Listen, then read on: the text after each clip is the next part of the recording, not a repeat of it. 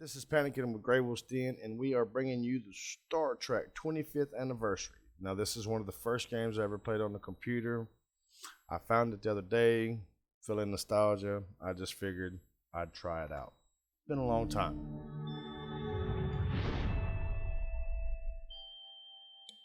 Space, the final frontier.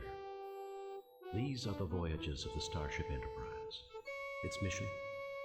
To explore As you can strange tell, worlds, the graphics discover new life and new are civilizations, old, to so boldly go where no man has gone but before. this is the older Star Trek, first Star Trek with James T. Kirk, Spock, Sulu, Chekhov, Uhura, and Scotty.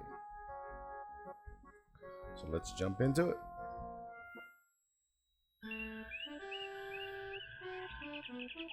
Human world. Though the Enterprise's primary mission is peaceful exploration, the galaxy holds many surprises. To be prepared, we are conducting a mock battle with the USS Republic.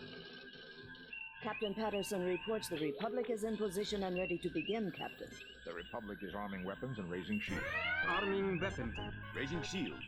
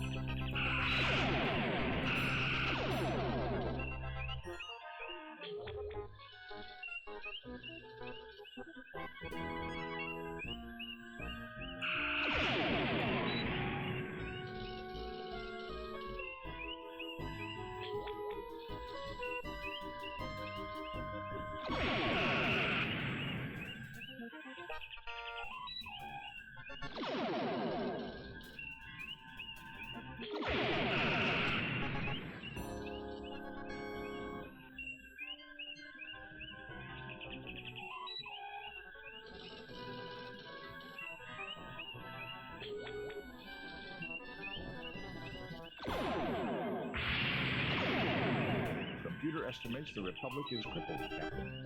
Captain Patterson extends his congratulations, sir. Lowering shields and disarming weapons. Message coming in from Starfleet. On screen, Lieutenant. Jim, the Enterprise is ordered to travel to Pollux 5. The natives report that alien life forms have been attacking the settlers near a mine at Mount Idle. You are to report to the High Prelate of the colony. The settlers are members of the Acolytes of the Stars sect.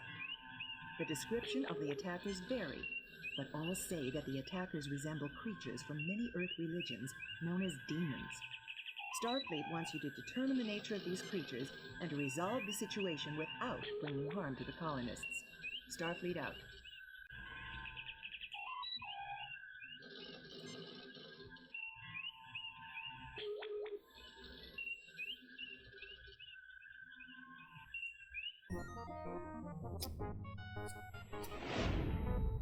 We have arrived at Pollux 5.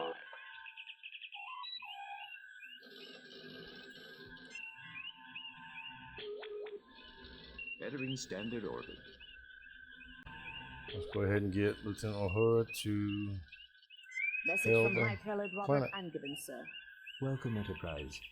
The High Prelate awaits you. Please, beam down and meet with him. Spock, come with me. Mr. Scott, you have the car.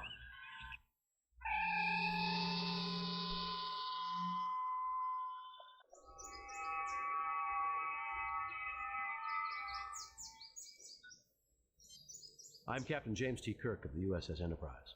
We have received word that alien life forms are creating problems at your mining facilities at Idle Mountain. Tell me more. Certainly, Captain Kirk. Not aliens per se, We have encountered what we believe are demons at Idle Mountain, creatures surely emerging from the very gates of hell. Our God would not test us thus without reason, so we believe your might and insight are our God's method to help us discover what is going on. Aside from seeing demons, has any hard data been collected? Any evidence I could see? A skeptic would consider everything merely anecdotal or unproven. My people will gladly tell you their own stories, so you need not hear it secondhand through me. What can you tell me about the mine itself? The area is exceptionally stable tectonically, and easy for our machinery to work in, praise God. We've mined for hafnium and a variety of useful trace elements. The deeper we dig, however, the more anomalous the variety of minerals seems to be. Our Ignatiate brother Stephen has his own theories about why this might be. Either way, the anomalies inspired Brother Canbury to conduct studies inside the mine. Yesterday, he reported discovering a strange door.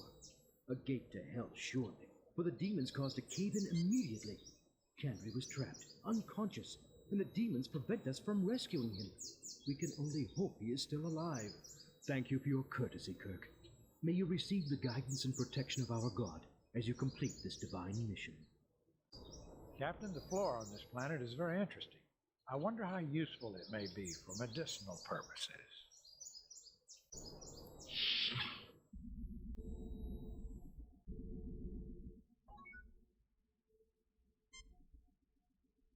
I am worried about Brother Chubb. Can you examine him, Doctor?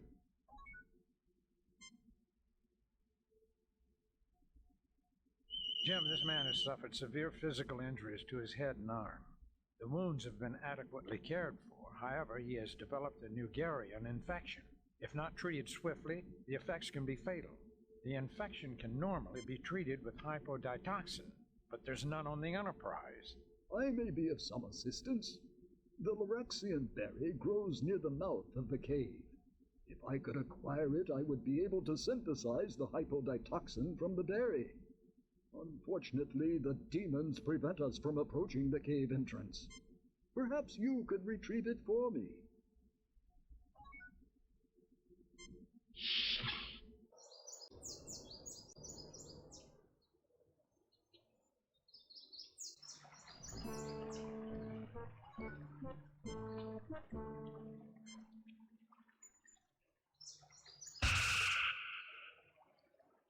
You see a small explosion. I guess they don't make Klingons like the Federation scum.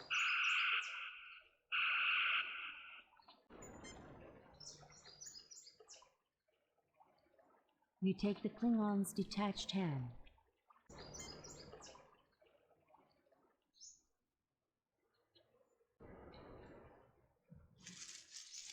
You have retrieved a sample of...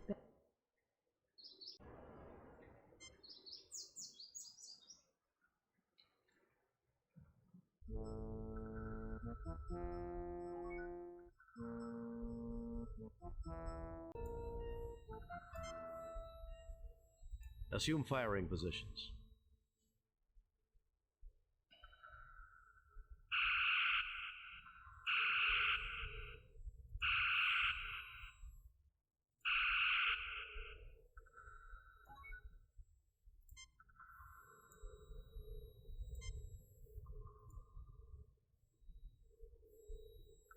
It was a near thing, but he'll live.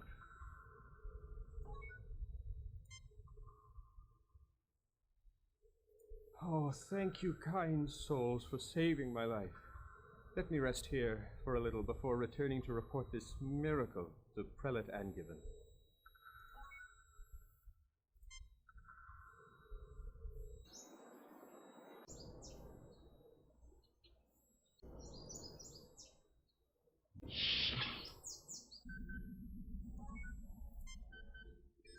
An antiquated molecular synthesizer sits in the corner. An old-fashioned computer. It appears to have some type of simulation running. A glass-fronted display of mineral specimens, including a meteorite, a few fossil shells, the skull of a cat-sized alien animal, and a very encrusted twist of metal. A multi-purpose workspace with fine, well-worn tools and equipment close at hand.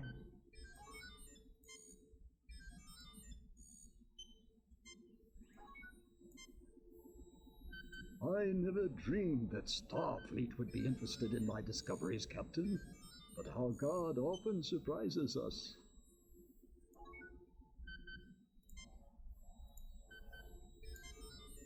Mr. Spock, see what you can do about that hat.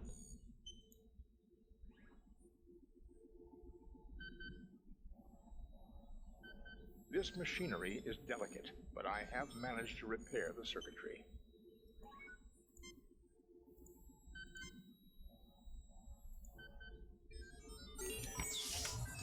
The machine synthesizes a quantity of hypoditoxin.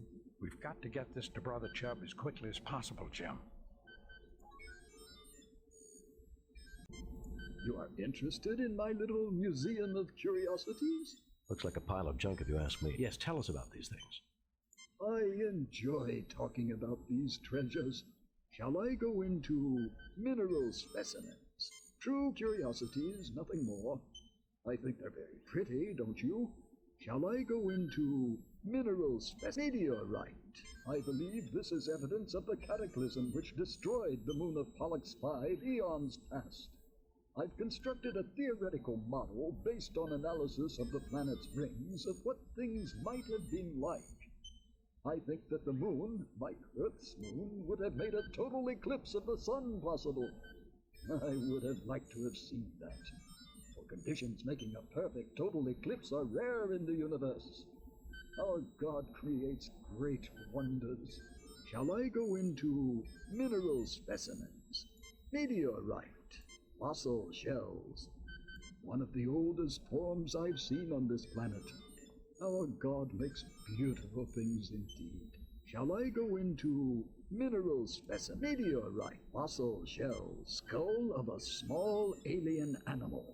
The skull of a modern Silati, the largest creature native to this planet. About the size of a house cat from Earth. The Silatis combine a rather insectoid pattern with four-legged reptilian form, including praying mantis-like forelimbs. Shall I go into minerals? Meteorite, fossil shells, skull of a twist of metal. This chunk of rock is a greatly weathered example of a vanadium tungsten alloy, which doesn't occur naturally. It is my best evidence that the area was previously inhabited. Shall I go into minerals, or would you rather move on to something else? Very well. I can't imagine why, but if you have a further interest in any of this, take what you like. But please remember to return my treasures when you're done with them.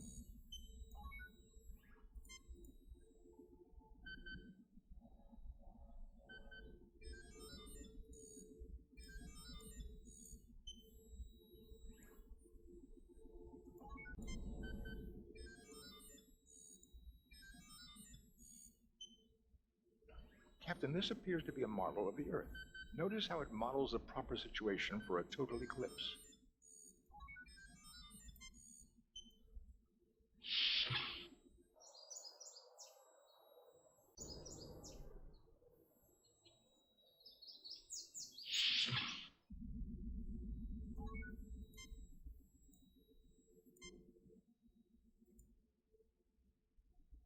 Thank you. You're most kind.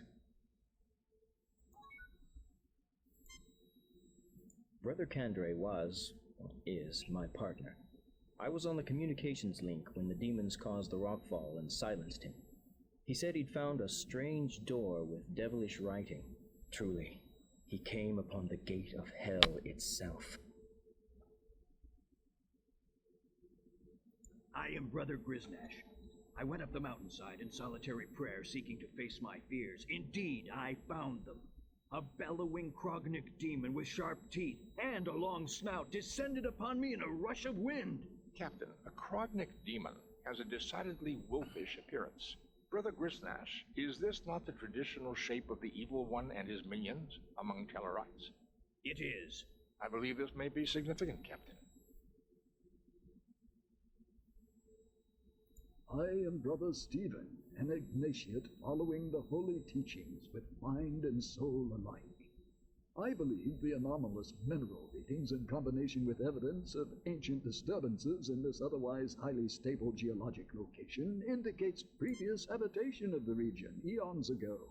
Why, Spock, you two should get along fine. He sounds just like you. I would be equally honored to discuss medicine with you, Doctor, as science with your Vulcan associate. Let me continue. I believe our God made humans, aliens, and demons all. If I could get a real demon into my study, I would bless our God for the opportunity, as I thank him for everything in this life. You tread close to unholy knowledge, Brother Stephen. I appreciate your prayers, Brother Roberts.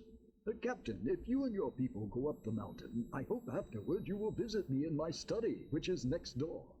I'm too old to make the trek myself, but I'm eager for knowledge. In return, I will offer you what insights our God grants these old eyes.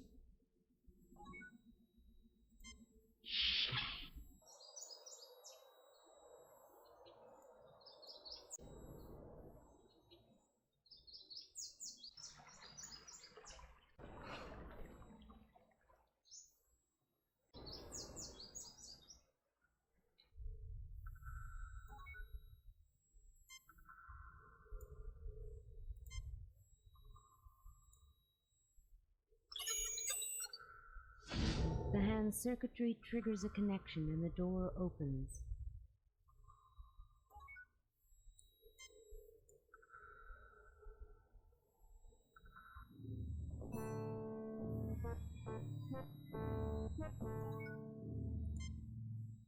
It appears to be an abstract piece of alien art. It looks like a control panel with slide switches.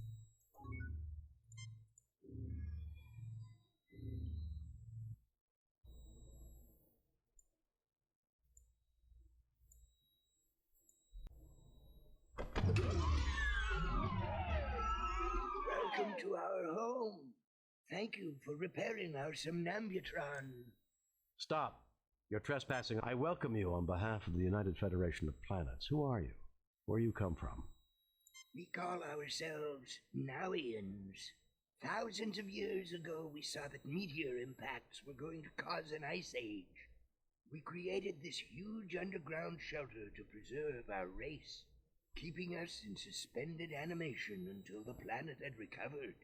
We programmed the machinery to revive us at the next eclipse, but we did not count on the destruction of our moon. Some advanced civilization. Perhaps you can tell us about the demons. The demons, as you call them, are created by a machine designed to keep intruders away from our sleep chambers. It pulls from the minds of any approaching creature their most feared enemy and produces replicas to scare them away. For you and your crew, it was Klingons. For the Tellarites, a wolf demon. And for the other humans, a demon from their religion. On behalf of my people, thank you for waking us. I will turn off the machinery which creates our guardians, so that they no longer bedevil those with whom we now share our home. Oh, woe! Alas! The key is missing. I can do nothing. Even we will suffer the attacks of our own guardians unless the key can be found. I implore you, if you can help, please do so. Jim, think about that. You found the key. I can now turn off the machinery creating our guardians, and no more sentience shall be at risk. Surely the Holy One smiles upon us all. I have no way to thank you, Captain, but please carry this request from my people to yours. We have much ancient knowledge we can share, and we would like to join your federation. Go in peace. I will be glad to accept your application to the Federation. We shall have a diplomatic envoy sent to make the final arrangements. We look forward to meeting them. We also look forward to having discourse with the colonists. Farewell. May the Holy One bless you. Live long and prosper. Kirk to Enterprise. Beam us up, Mr. Scott.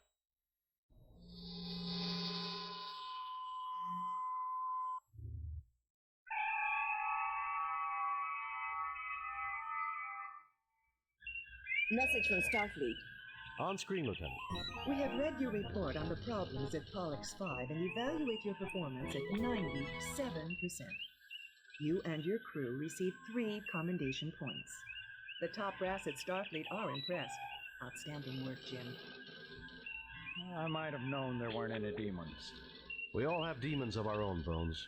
The ones we can't confront are often the hardest to deal with. These demons were based on fear, Captain. A human failing. I don't know, Spock. Everything that I've ever read about demons describes them as having pointy ears.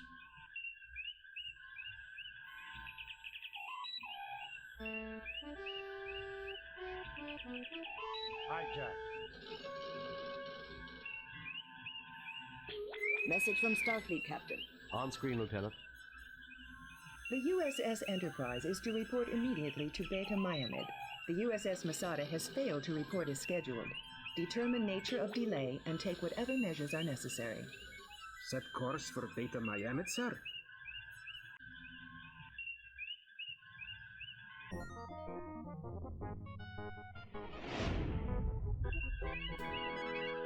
There is an unidentified Raising shields. Arming weapons. Message coming in, sir. On screen, Lieutenant. Leave the Beta Miamid system immediately. You're interfering in Elasi affairs. We are conducting a search and rescue mission for the USS Masada. It was last reported in this system. We cannot leave until we can confirm its location and condition. So be it. You have been warned. Prepare to die.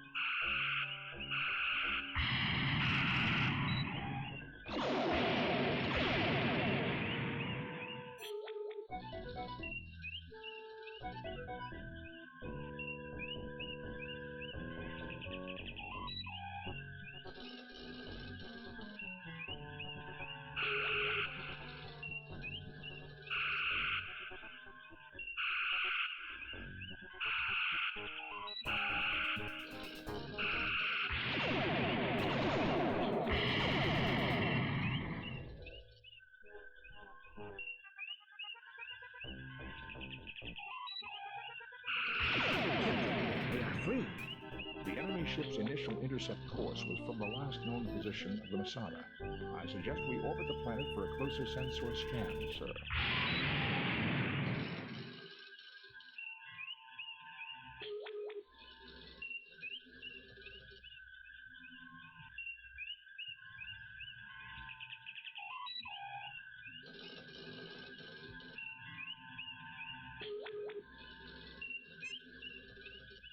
Aye, sir.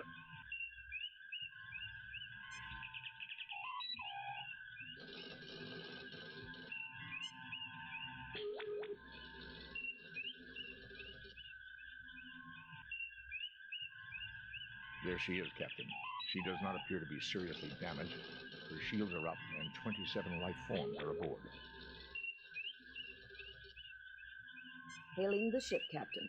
Greetings, Federation Imperialists. I am Elasi Seren, and I have claimed this ship as a blow for freedom against Federation tyranny. This is Captain James T. Kirk of the USS Enterprise. You are illegally in possession of Starfleet property. Ah, the infamous Captain Kirk. The Masada is mine. You will release 25 political prisoners I specify, or I will destroy the ship and its crew. The list of those wrongfully imprisoned should be coming over to you now. Data file captured, Captain. Computer indicates they were all convicted of piracy with various counts of murder and mayhem thrown in. Freeing the prisoners you requested will take time. We have to track. We can work together on this, Elasi. How about beaming some of the hostages over as a show of... What? Lower my shield so you can beam over a war party?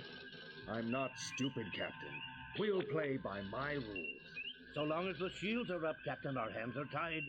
The Enterprise can overpower the Masada and take her, but the pirates would have all the time they need to kill every one of the hostages. Will you send over data on the whereabouts and conditions of my falsely accused clansmen languishing in your dungeons, Captain? Very well, we'll do it your way. I will put together the data packet. Kirk out.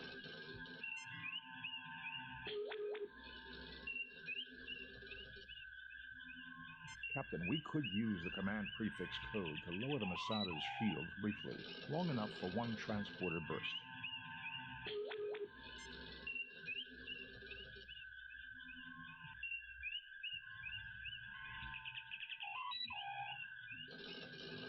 Manalvagor, the only inhabited planet of the Alasi Prime system.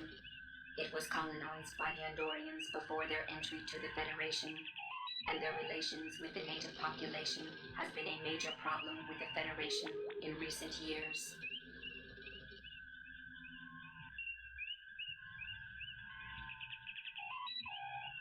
Andorians, a member of the Federation noted for their antenna-like sensory organs and their unusual blue skin pigmentation. The Andorian colonization of Manalvagor, which was done centuries ago, has resulted in considerable problems for the Federation. Sereth, full name Sereth Audemasi, a member of the notorious Elasi clan from Manalvagor in the Elasi Prime system. Sereth is one of the younger members of the clan and spent 3 years in the Federation detention compound on Beta Carina 6 for assault on an Andorian official administering a supply depot on Manalvagor. Like his brothers and father, he is daring and impulsive, but a completist when planning activities. He is highly charismatic, but possesses nothing in the way of skills for commanding any sort of military craft, starship.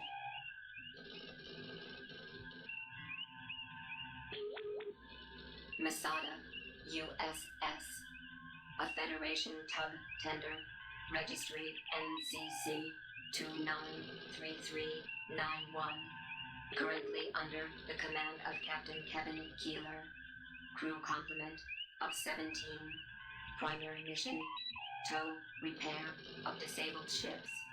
Its input override code is 293-391-197736-3829.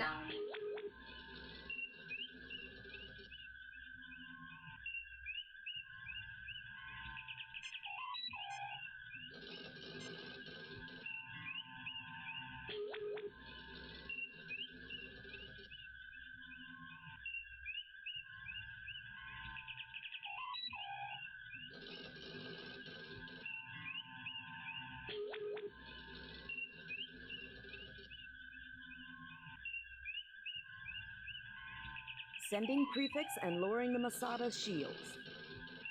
Lowering shields, Captain. Spock, come with me. Mr. Scott, you have the con.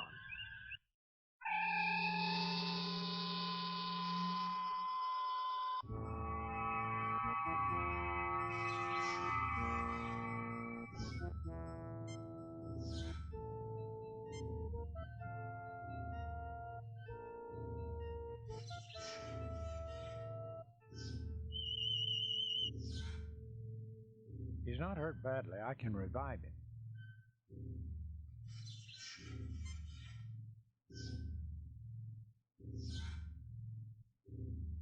Thank you, Doctor. Be careful, Captain. The Alassi like to set booby traps. If you need any equipment, I've got my tools in this workspace.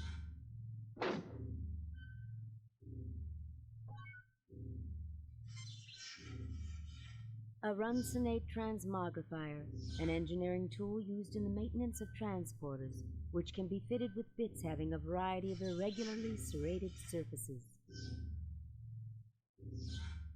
A small bomb appears to have damaged the transporter controls.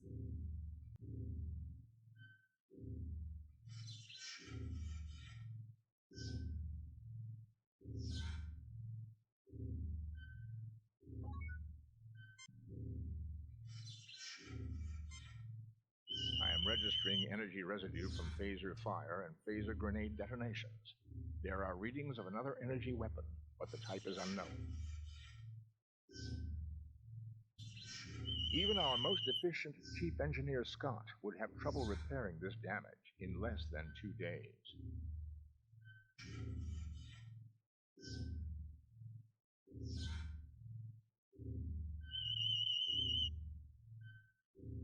The controls have been virtually destroyed, Captain. Can they be repaired, Spock? With Chief Engineer Scott's assistance, I believe we could get them in perfect working order in 2 days. Spock, we don't have 2 days. If we can repair the transporter, we might be able to transport onto the bridge and capture the Alassi. I can attempt to jury-rig repairs if I can find parts. However, there is only a 67.357% probability of success. I've always been a gambler, Spock. Figure out what you'll need.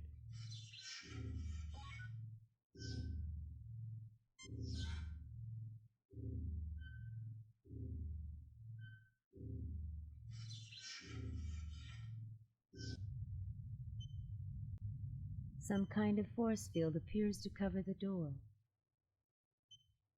According to the deck plans of this class of starship, this is the entrance to the ship's brig.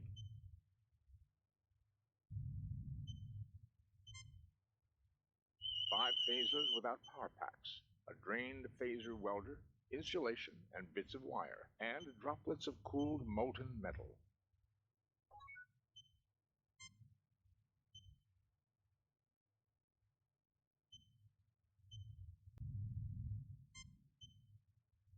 A force field of unusual configurations has been erected in front of the doorway, which leads into the bridge. I don't think it would be healthy to approach too closely, Captain.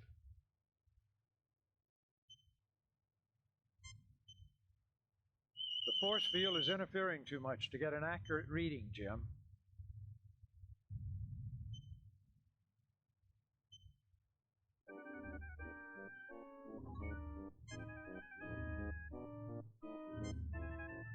Hey, what are you doing here?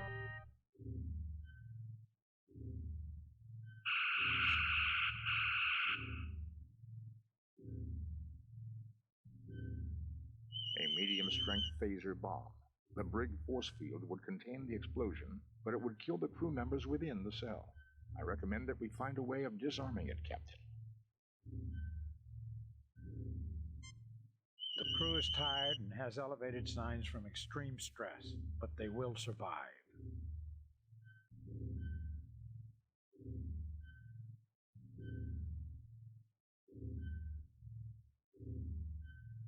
There. I believe the bomb is now defused, Captain. Captain, this wiring may prove useful in repairing the transporter.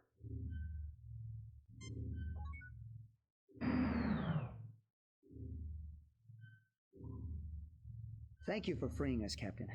We'll secure the area so they don't come up behind you. We've had electrical problems with our door to our bridge, Captain. The Alassi don't know we put an electric shutdown device. You'd never find it by chance. But if you used a charged phaser welder 2 feet to the left of the door and 1 foot off the ground, you might be able to shut down the force field and get a jump on the Alassi.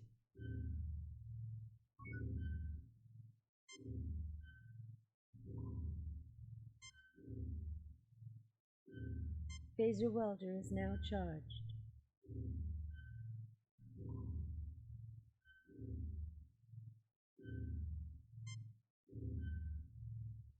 I think that does it. A comb bit for the transmogrifier. Now I can continue repairs on the transporter controls.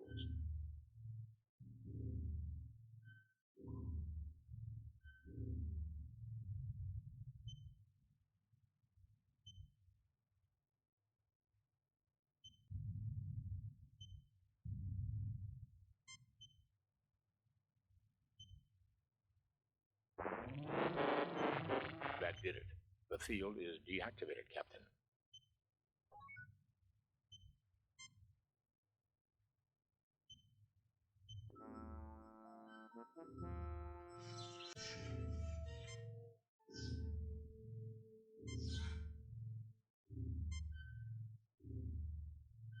The parts fit together satisfactorily. I attach these here. Now, all I need is a spare length of wiring.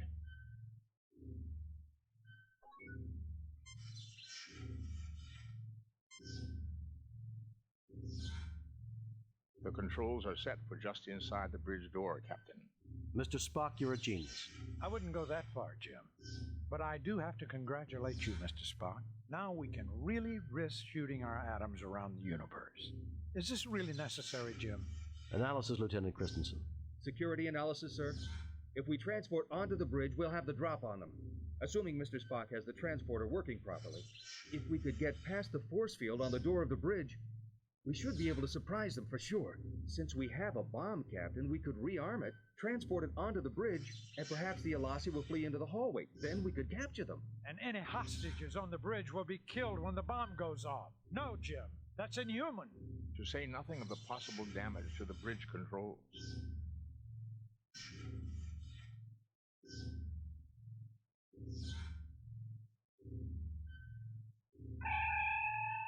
I'm going to have a word for you, Spock, if we appear inside the door.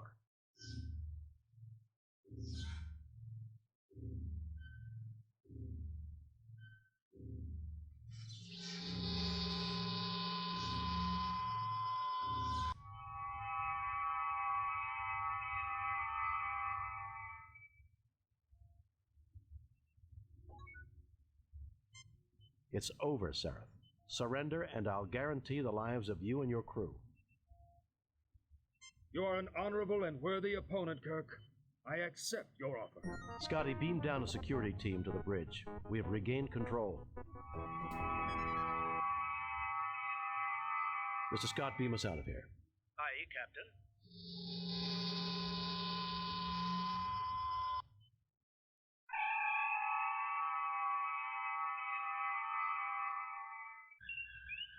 Message from Starfleet, Captain. On screen, Lieutenant. We have read your report on the problems at Beta Myamed and evaluate your performance at 91%. You and your crew received 3 commendation points. The top brass at Starfleet are impressed. Outstanding work, Jim. Trying to hold a Federation starship captive. Can you believe it? Since we just witnessed that very event, Doctor, I'm surprised you asked. It was a rhetorical question, Spock.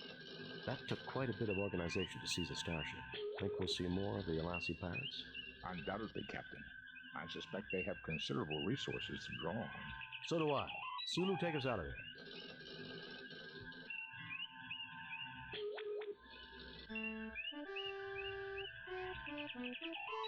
Love's labor jeopardized. Priority message from Starfleet. On screen, Lieutenant. A raid across the Romulan neutral zone has placed Starfleet Research Station ARC-7 in jeopardy. Proceed immediately to ARC-7 and determine the status of the station. Good luck, Jim.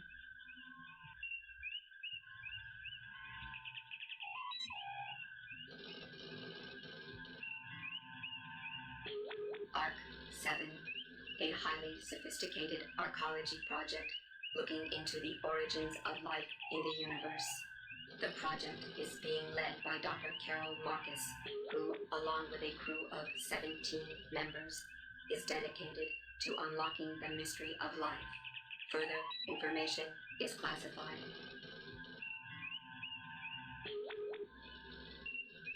Marcus, Carol, the current chief of research on Station ARC-7. Carol Marcus is an expert in molecular biology, bioprotein development, cell mutation science, and radiation science. Dr. Marcus has been offered many posts in the Federation, but refuses to be involved in any project which may have a direct military application.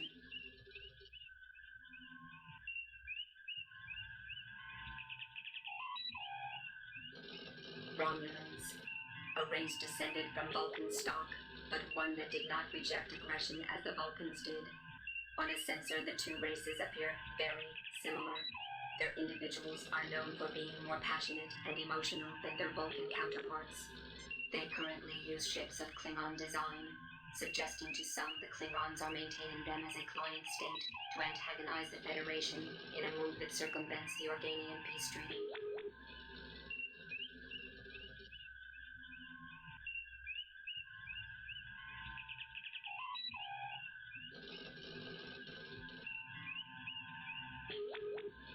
Arming weapons.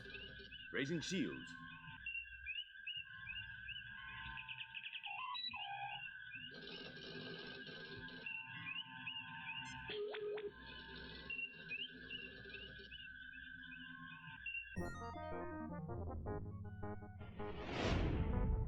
We have arrived at ARC-7. Romulan ship decloaking, Captain. Message from the Romulan ship, sir. Treachery. We are aware of Federation plans. Prepare to die. They're arming weapons, Captain.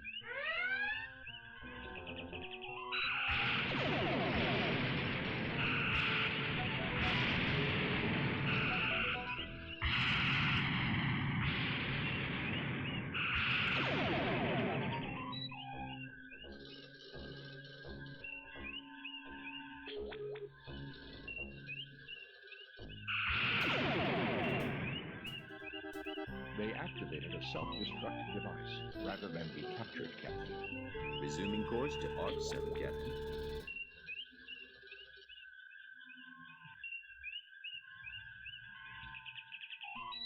Captain, there is an auto beacon broadcasting from the station. Warning. Warning.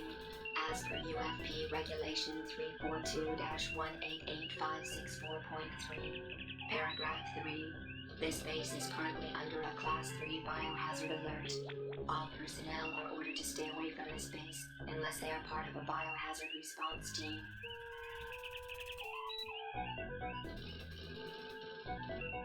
Captain, sensors indicate a breathable atmosphere in the space station.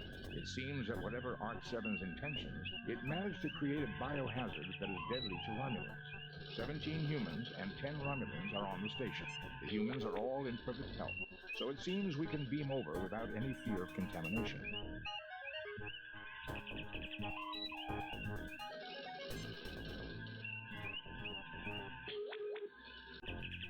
Message from Arc-7, sir. I am Centurion Ardea Preax of the Romulan Empire. We have discovered your genocide factory here and have summoned help to destroy it. Our lives will not be sacrificed in vain. Lorne Shields, Captain.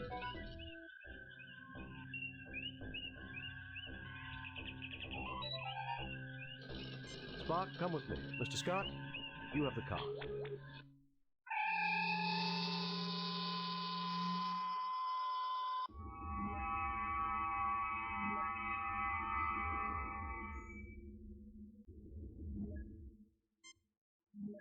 I'm picking up some kind of virus. I can't identify it without more information. All life signs are normal.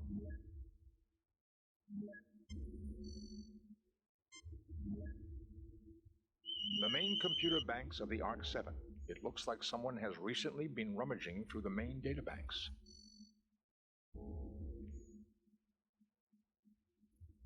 Dr. Marcus Log. Supplemental. Continued testing of the Ouroboros virus confirms its potential harmful effects on Romulan Vulcan humanoids. As soon as the spill has been cleaned up, we will sterilize both labs and purge the circulation system to make sure no traces of the virus will remain viable. Then all research files must be erased. We must leave no chance that this terrible accident will ever be repeated. Doctor, you may be interested in the medical data file appended to the log.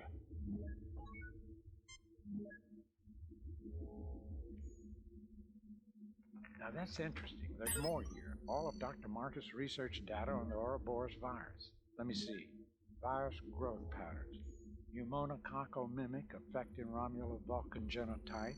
Alveoli involvement in... Boy, Jim, this bug works fast. Is this really the time to catch up on your reading, Doctor? Now listen here, you pointy-eared... Gentlemen, I think we have more pressing problems. Jim, there is an appended medical database online. Also, it would be useful for me to experiment on how the virus grows in the presence of different gases. I'm sure the station has the necessary equipment. Please select subject file, Ouroboros virus. Ouroboros virus. Atypical growth patterns for L-type virus. Opportunistic pneumococcal mimic affecting Romulo-Vulcan genotype. Etiology, contact or airborne vector with alveoli microcollapse. Involvement immediately upon exposure. Tissue dehydration follows pneumal flooding. Mortality, 0.6 in 1.0 stardates. 1.0 within 2.0 stardates treatment, none. Named for the mythic world snake that swallows its own tail. Please select subject file, Ouroboros TLTDH gas. TLTDH gas. The chemical compound, tantalum, bilithium, phthalo.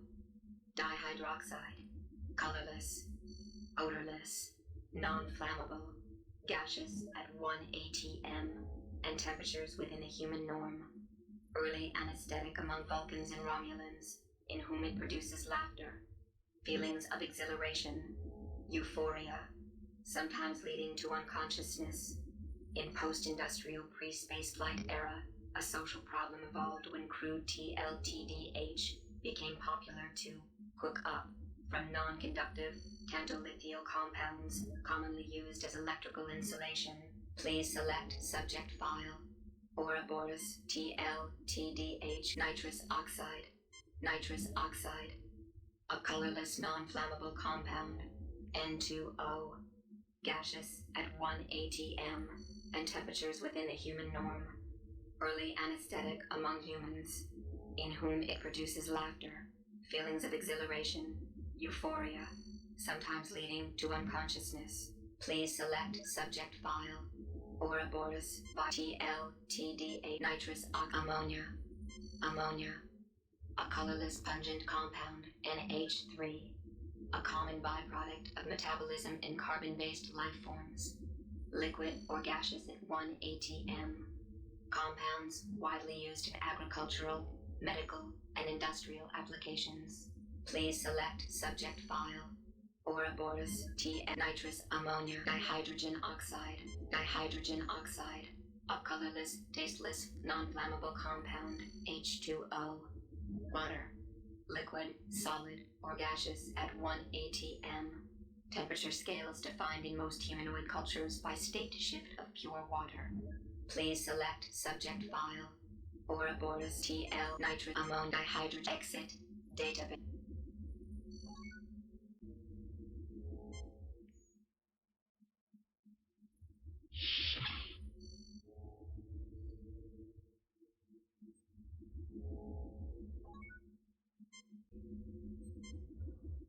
Residue of a viral agent is still within the chamber. A Crygelian 2 basic compound distillator. Excellent piece of equipment for reducing complex materials to their basic compounds. A Hawking neutrino accelerator. It is one of the finest in production today.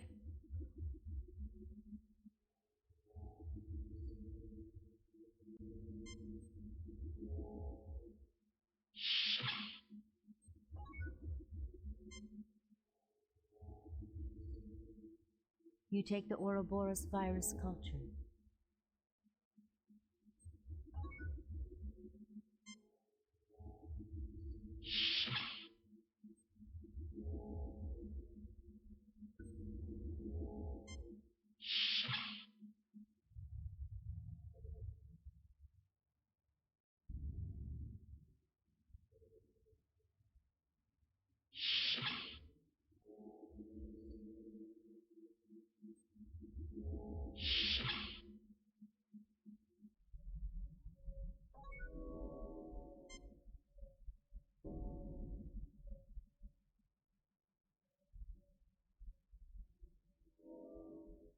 You pick up a large wrench. The panel opens. You see a gas tank labeled N2 with its feed lines running deeper into the wall.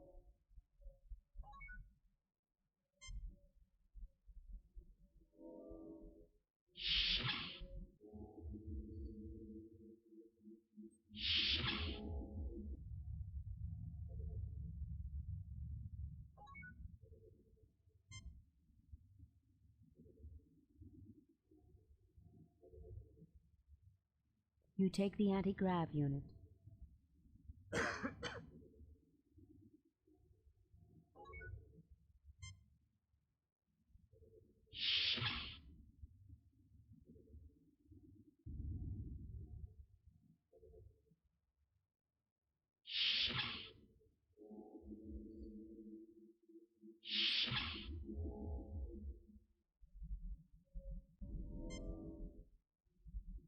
Nothing happens. The tank detaches easily. I guess this made it easier to replace the tank every so often, eh, Captain?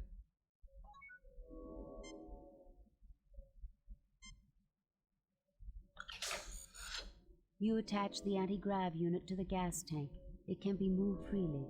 It sure beats hauling it around on our backs, sir.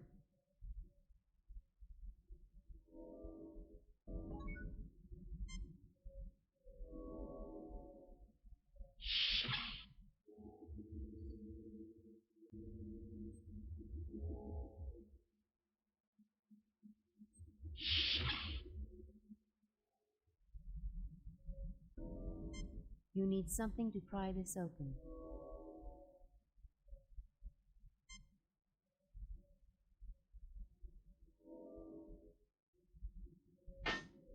The panel is open. You see vast quantities of dust and stripped insulation from wiring repairs made to the console in the past.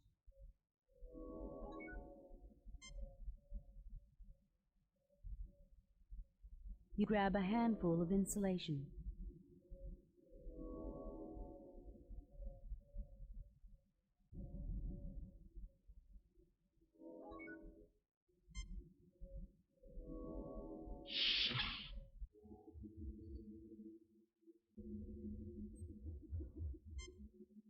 A Crygelian 2 basic compound.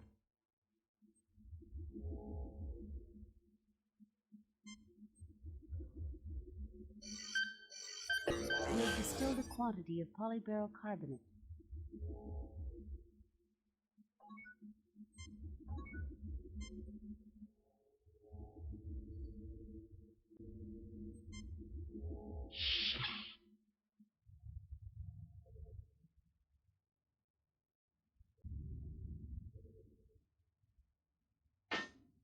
Gas feed is on.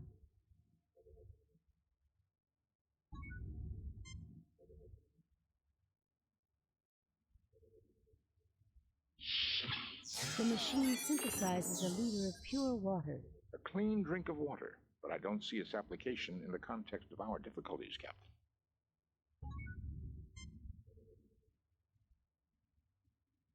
It's what I was afraid of, Jim. I think Spock is getting worse. You take a 1-liter container of pure water.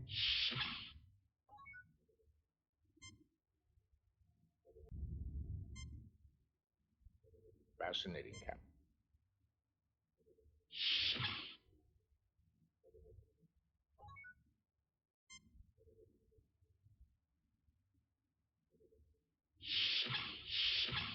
The machine synthesizes 1 liter of TLTDH gas. An unusual compound, Captain. It can induce laughter and feelings of exhilaration in some, much the way nitrous oxide affects humans. It doesn't affect Vulcans, of course. Actually, Doctor, both Romulans and Vulcans suffer its effects. Why, that's just dandy. Vulcan laughing gas. Please, Doctor, this is not a laughing matter.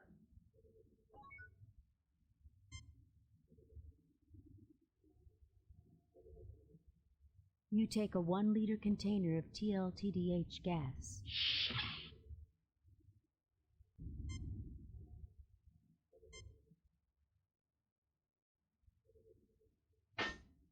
Gas feed is off.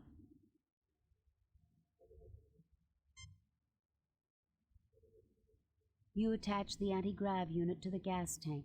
It can be moved freely.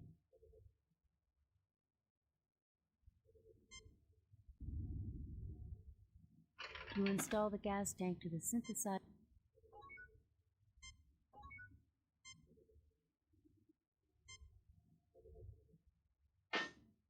Gas feed is on.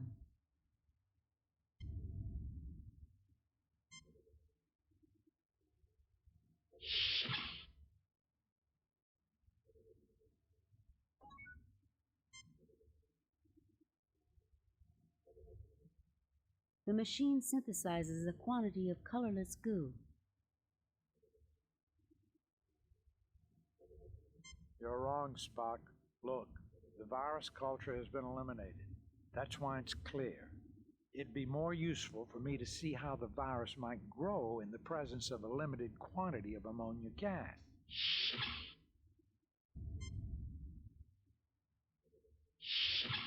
The machine synthesizes a liter of ammonia. I hope you don't want me to swab the deck with that, Captain. I think we can set this aside and not worry about it.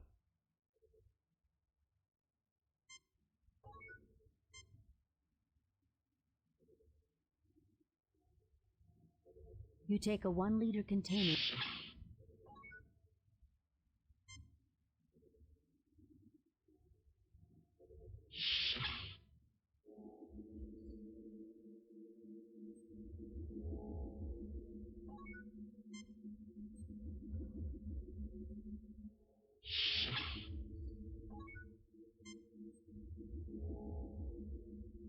You take the Ouroboros virus culture.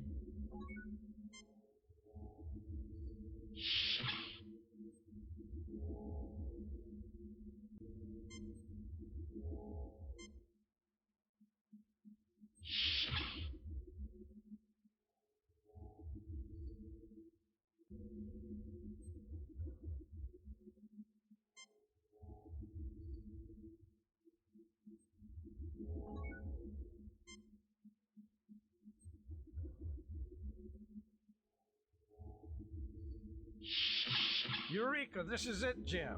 There's not much, but all I need to do is synthesize some more, and we're in business.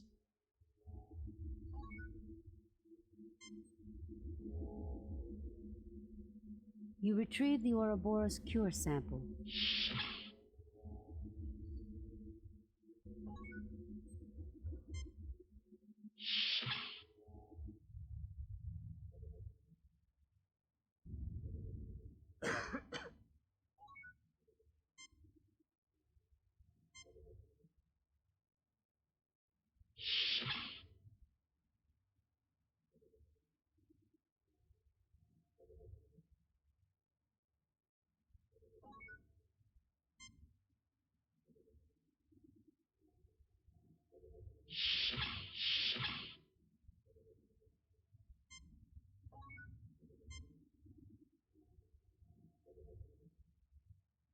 You take the hypo with Ouroboros toxin cure.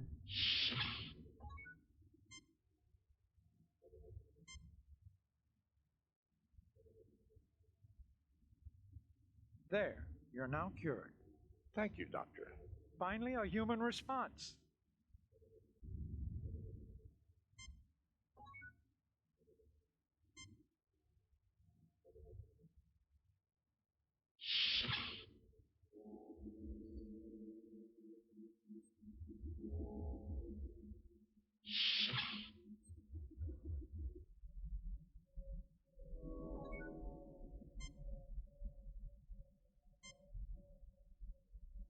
I don't suppose you'd enjoy the psychological release of a few good belly laughs, Spock.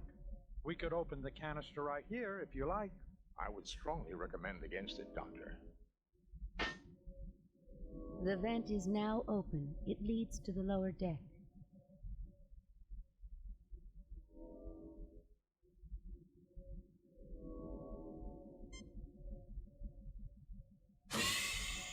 With a hiss, the Romulan laughing gas billows down the vent. You hear the muffled sound through the vent of hearty Romulan laughter, followed by the dull thud of bodies hitting the deck.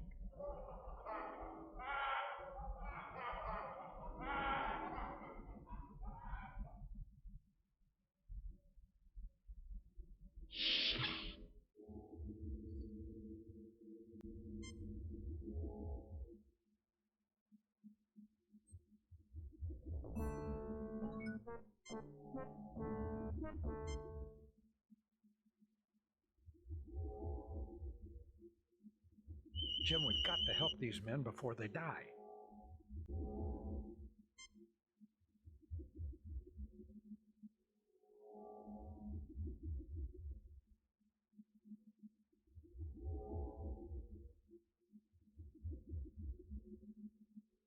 The Romulans stir weakly, then begin to get up.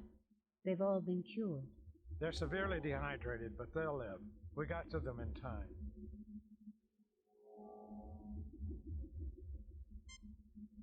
The Romulans drink thirstily and empty the container. Take it easy now. You'll feel better in a few minutes. Good thing we had the water available, Jim. We aren't barbarians, in spite of what some people think.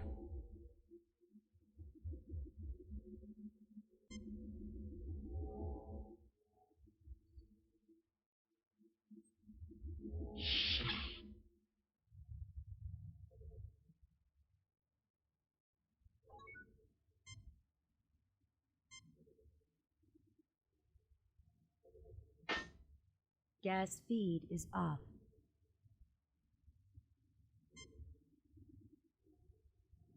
You attach the anti-grav unit to the gas tank.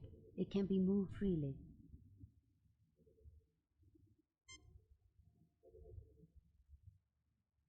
You install the gas tank to the synthesizer's feed lines.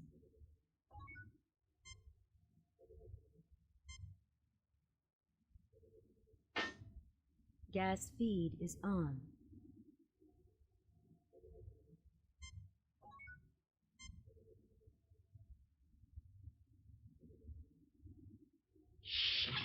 The machine synthesizes a liter of pure water. A clean drink of water, but I don't see its application in the context of our difficulties, Captain.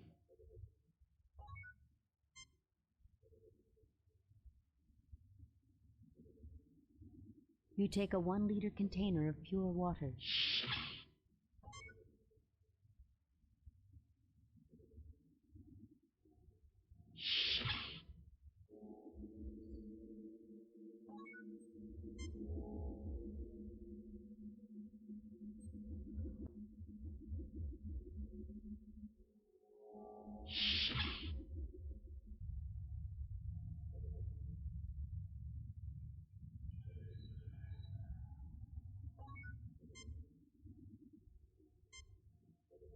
Fascinating. This device contains over 10 million forms of life, patterns I have never seen before. We call this the cradle, Mr. Spock. One day I hoped something wonderful would be produced here.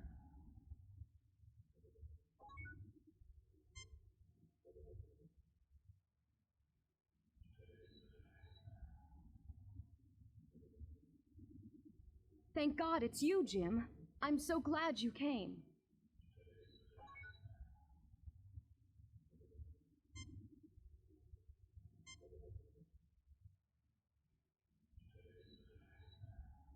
The Romulan Preax stirs weakly, then begins to get up. He has been cured. He's severely dehydrated, but he'll live.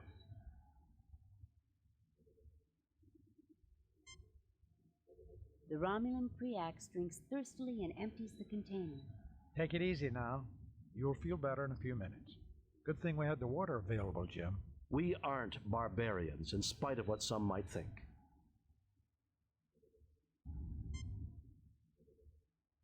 I have called off the Romulan attack on this station, Kirk. I believed your virus was some kind of deliberate attack, but your great honor and compassion have convinced me otherwise. I assure you, the Federation would never undertake such a foul program. It was all an accident, right, Dr. Marcus? Absolutely. We've already destroyed all cultures and purged the data files. This will never happen again. You are an honorable adversary, Kirk. Jolon true. You are also a worthy opponent, Preax. May you live long and prosper.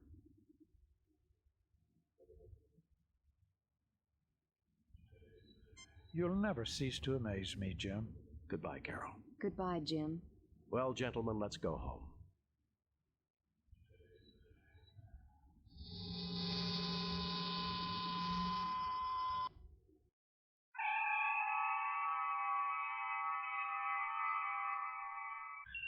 Message from Starfleet. On screen, Lieutenant. We have read your report on the problems at Arc 7 and evaluate your performance at 100%. You and your crew receive 4 commendation points. A perfect mission, Jim. You are a model for all Starfleet. I wonder if I'll see Carol again. Well, if you don't, you can always drown your sorrow in some Romulan ale. That's illegal, Bones. Tell that to the Romulans, Jim. I found the whole case they brought on board the Arc 7. They'll never replace Scotch, Captain. That it won't, Mr. Scott.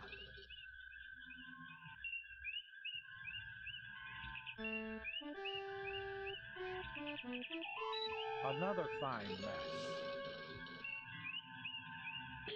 Priority message from Starfleet. On screen, Lieutenant. We have reports of an undetermined number of Elasi pirate ships in your sector. You are ordered to proceed to the Harlequin star system immediately and investigate. Starfleet out. Raising shields. Arming weapons.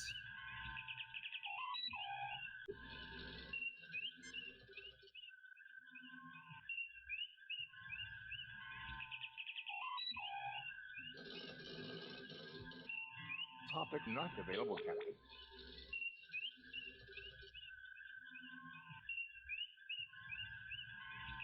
Harlequin, a Federation star system with 2 Class M worlds, both inhabited.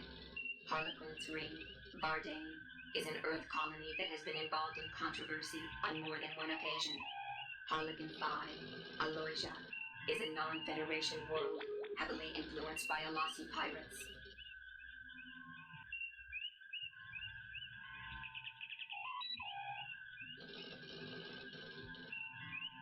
Bardane, the name for the 3rd planet in the Harlequin system. Bardane is a reclusive member of the Federation, formed by isolationist humans in the late 22nd century. Bardane is a technocratic society which has received Federation assistance on numerous occasions, but has not shared its own scientific advances.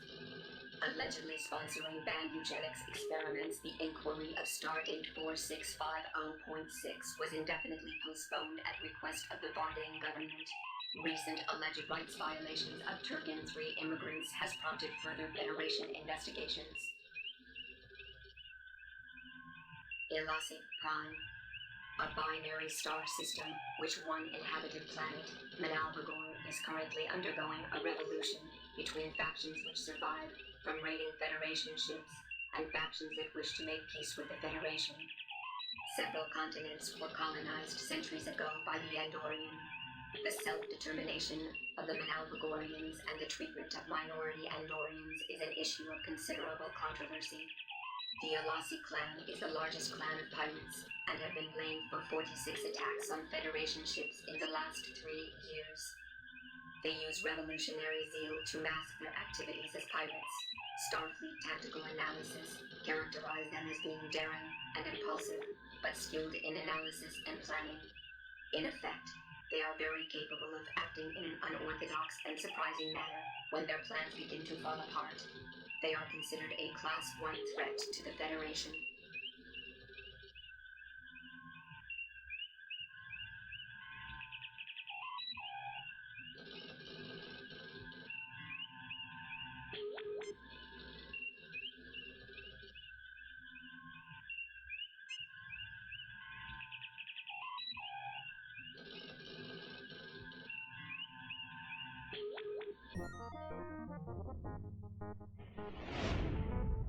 We have arrived at Harlequin.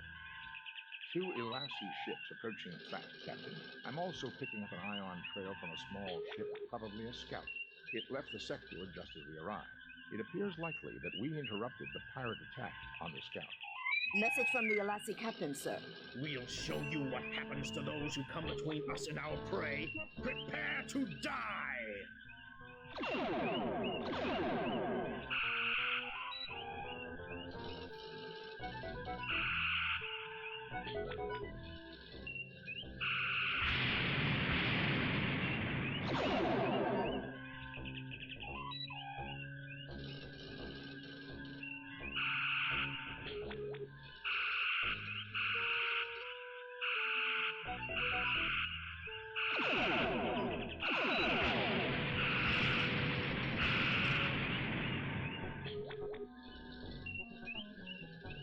Aye, sir.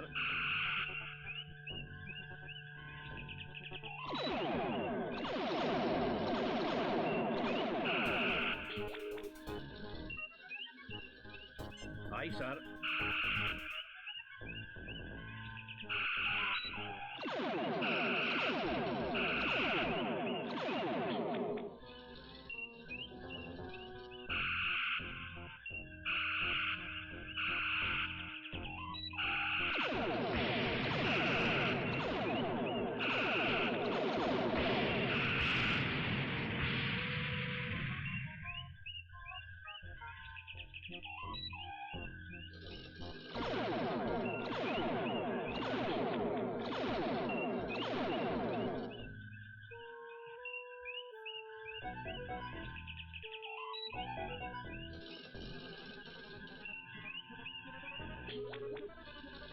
Aye, sir.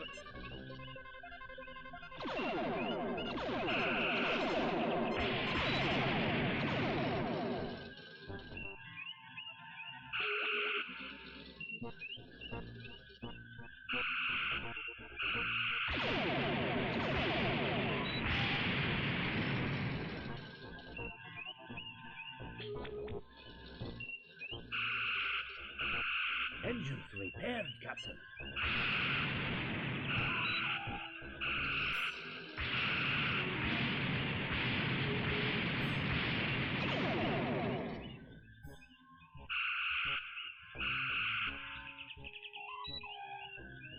Aye, sir. Engines repaired, Captain. Aye, sir.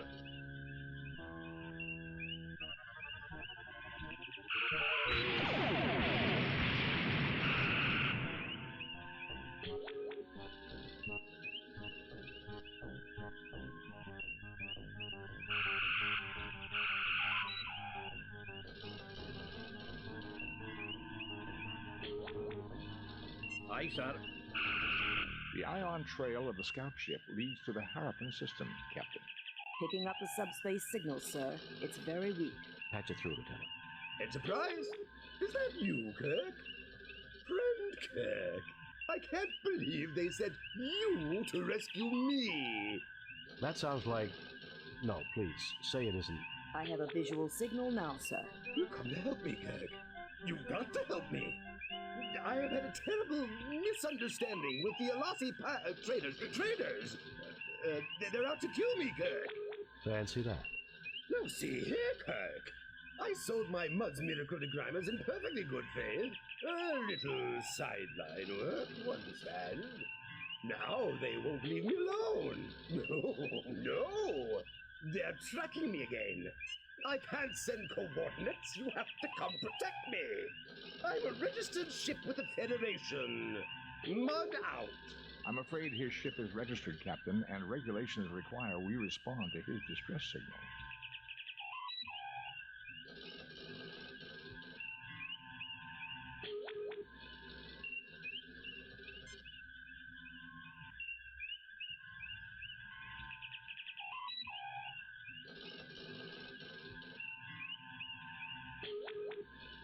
Harappa, a star system whose fourth planet is the inhabited Class M world Chameleon. Chameleon has long been dominated by Alasi pirates, but lately has been struggling to break free of their influence.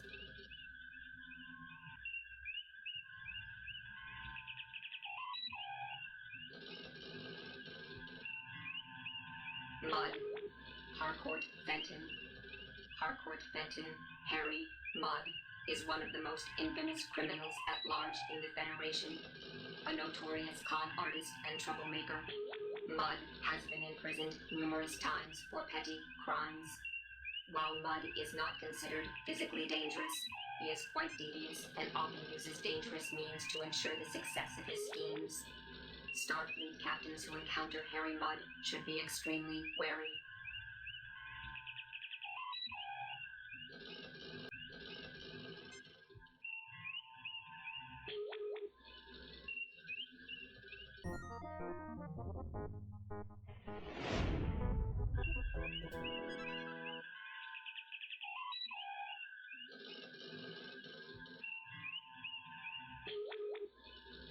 I would very much like to see this alien ship, but the prospect of dealing with Harcourt Fenton Mudd again gives me pause. The Harappan system is binary, with a neutron pulsar in the vicinity causing difficulties with our sensor readings. I was able to trace Mudd's transmission to this derelict.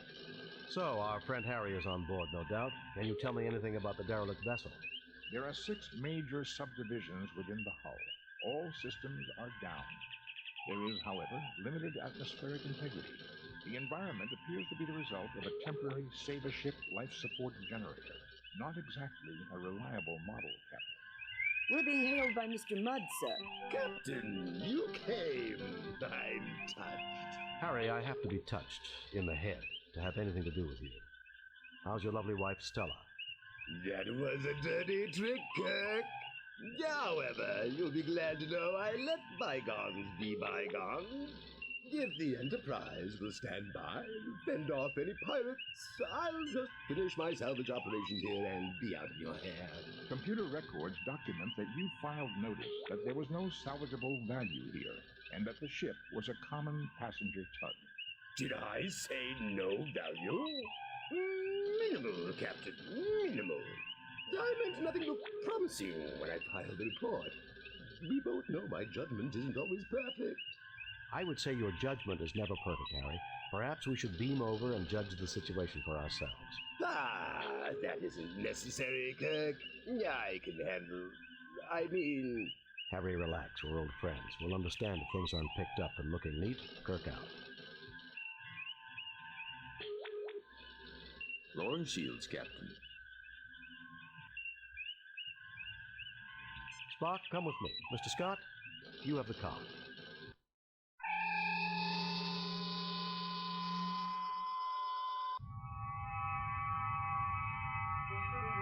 Welcome, Captain Kirk! So glad you're here! The Alazi have been terrible trouble to me. Well, you're terrible trouble to me, Harry. Tell me what this is all about. I happened upon this ship not long ago, and dutifully registered as salvage, mind you. In the hold here, I discovered one of these devices in that box over there. When I tried one on a wall, it floated off the grease and dirt. Perfect for cleaning, near as I could see. I peddled a few of these Mud's Miracle Degrimers, and everything was going perfectly well. Then something went wrong, right? Actually, no, Doctor, not then. I'd started offering a few other little items I found. Mud's Limited Coffee Substitute, a great little specialty item. Lenses to affirm packaging build-your-own telescope kits. The collection of novelty paints, things like that. All of a sudden, the Alazi pirates are asking for me in every quadrant, wanting to know where I'm getting my goods. I see, Harry. Well, we'll look around here while the Enterprise remains close by. Look around all you like, Captain, but I'll be keeping an eye on you. I've registered this derelict as my salvage, and I don't want you running off with all my prizes. Harry, as official representatives of the Federation and of Starfleet, we recognize your rights to legitimate salvage. Need I say more? I understand perfectly, Captain. You carry on, Captain.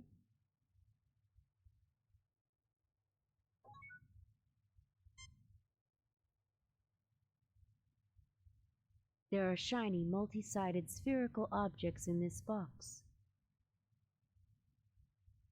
Odd-looking contraptions small enough to hold in one hand. This lens, about the size of one's thumbnail, magnifies like a fine optical glass.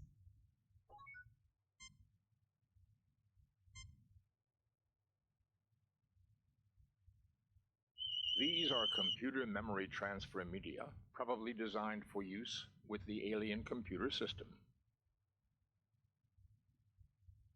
A small energy device with a flanged opening at the front, about the size of one's thumbnail.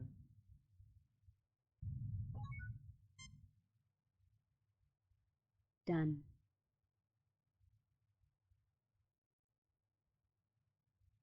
Done.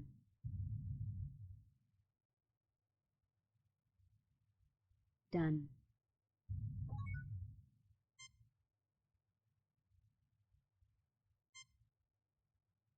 These two things fit together like they were made for each other.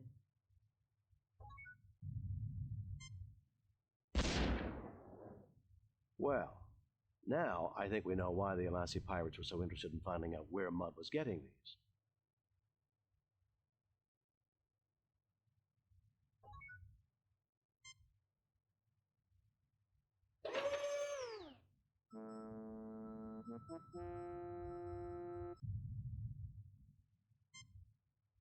The control panel has power running to it, Captain. A weapons delivery system. It appears to be an accessory tied directly to the alien equivalent of our ship's phasers and photon torpedoes.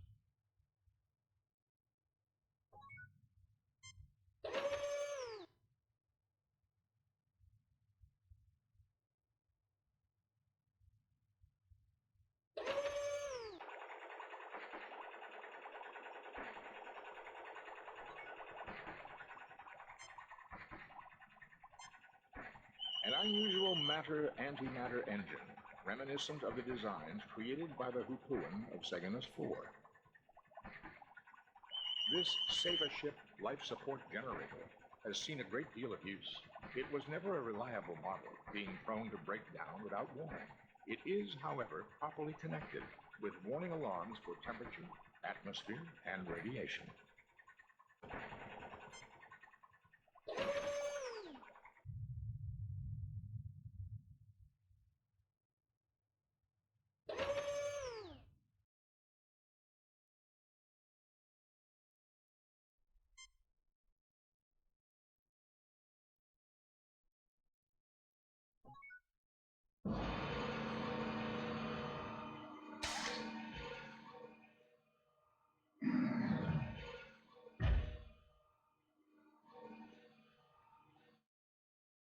The device has finished loading, Captain.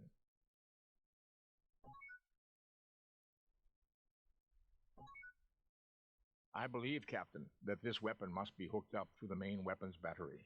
However, I've already examined the weapons console, and the main weapons battery on this ship was completely destroyed in the action, which made her a derelict. Mr. Scott would have to go over this thoroughly, but I would recommend we try to take this weapon with us to the Enterprise. I agree that we should take it aboard the Enterprise. I'll try to raise the ship. Kirk to Enterprise. Kirk to Enterprise.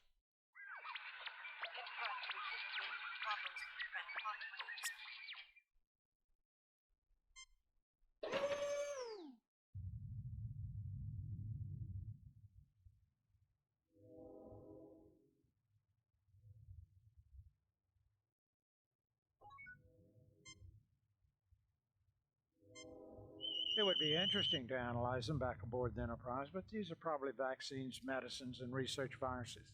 Do they pose any threat to us, Doctor? None seems likely to have any effect on human or Vulcan physiology. To be on the safe side, though, I wouldn't recommend taking a snootful from one of the capsules.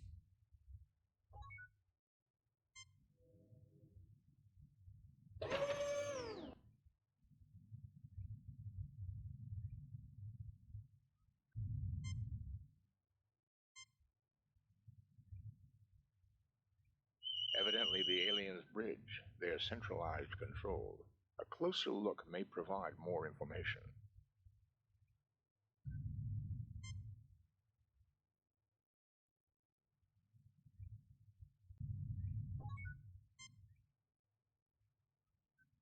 This is clearly the control center for the ship, Captain. I cannot deduce much information, but I do observe two things. Go on, Mr. Spock. This station definitely is configured differently from the one beside me. This shouldn't be surprising. After all, there are two stations. That may be, Doctor. But if you'll recall, all the Enterprise's different stations link into the same computer network bank. And what else can you determine at this stage, Mr. Spock? These people have a fixation for the number 6, and even divisors and multiplicans thereof, 3s and 12s in particular. I believe this may be the necessary first clue to understanding the aliens.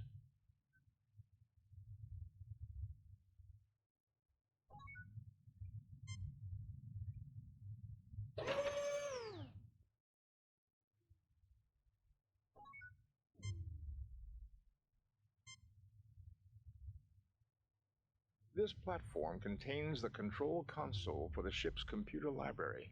Data may be accessed by using this console.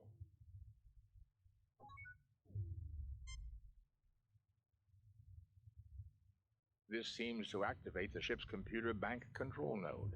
Given the aliens' predilection for multiples of 3, it may be possible to use our tricorders to decipher the information carried in these data banks.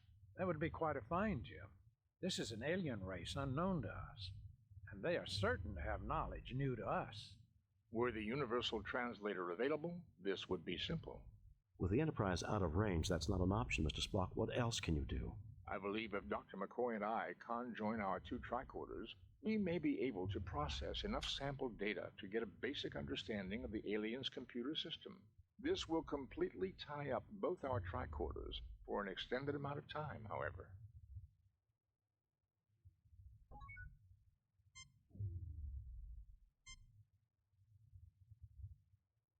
Both our tricorders are now working on basic processing of the aliens' computer data system. The tricorders are not the equal of the Universal Translator, but we should be able to retrieve basic information and get an insight into their culture and life systems. I don't believe we could have gotten even this far had we not deduced their fixation on base 6 mathematics and aesthetics. The tricorders are again available for general use. The alien ship's computer data is now accessible from the ship's library. I believe I have downloaded enough information to our tricorders to enable operation of most of the ship's controls, Captain.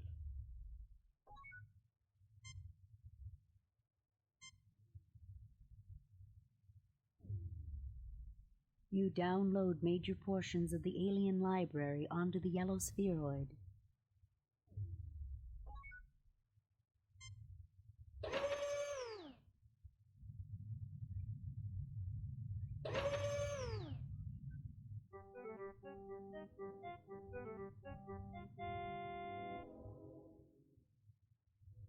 Why, Captain! Jim, that doesn't look good at all. Harry, let me take a look at you and check whether that had some deleterious effect. No, you're all space aliens. You're little gray men from inside the hollow earth. You want to experiment on my body parts. Stay away from me! Deleterious effects. I guess I don't even need my tricorder to know that. You'll mind control me, kidnap my children, dissect my dog. If we can get him on one of the beds and get it active, I think he can be cured. Otherwise, he's likely to become increasingly violent. Stay away from me!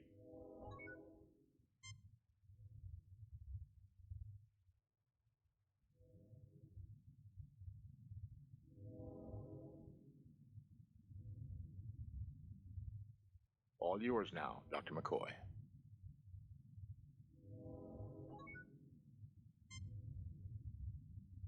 The volatile chemicals have evaporated over the time the derelict hung in space. I need to refill the capsule dispenser for the bed to activate and effect a cure on our friend Harry here.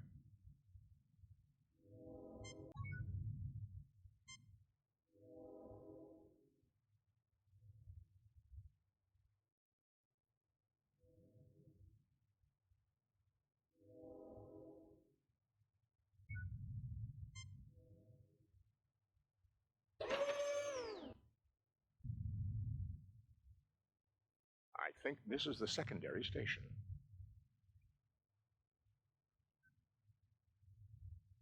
Thanks to the library computer data, limited though it is, these primary controls give me access to communications. Scotty, report. The Alassi pirates have been driven off, Captain. We have damage and injuries among the crew. We just arrived back here a few minutes ago, and we've been trying to raise you on the communicators. The local star seems to be acting up. Will there be a problem with the transporter? I want you to beam up the landing party, and I also want you to lock onto and beam aboard an alien mechanism we came across. We can do it, Captain, no problem. At least right now, but the situation is only going to get worse. Are you ready to beam over now? No, we want to look around some more. We'll call you on this channel when we're ready.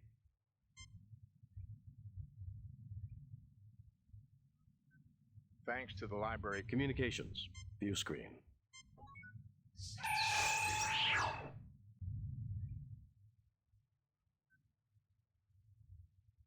This is the secondary station. With the limited understanding we now have of the library computer data, these controls can now be activated. Available are sensors. The Enterprise is in combat with a number of Alassi pirate ships half a parsec toward the neutron star sector. I read debris identifiable with the pirates, but they continue to harass the Enterprise. Sensors. Navigation. The computer reports this ship is incapable of navigating anywhere at all without major repairs. We are definitely dead in space until the Enterprise returns, Captain. Sensors. Navigation. Engineering. The engine pods are damaged, but still generating power, Captain. Sensors. Navigate. Engine done.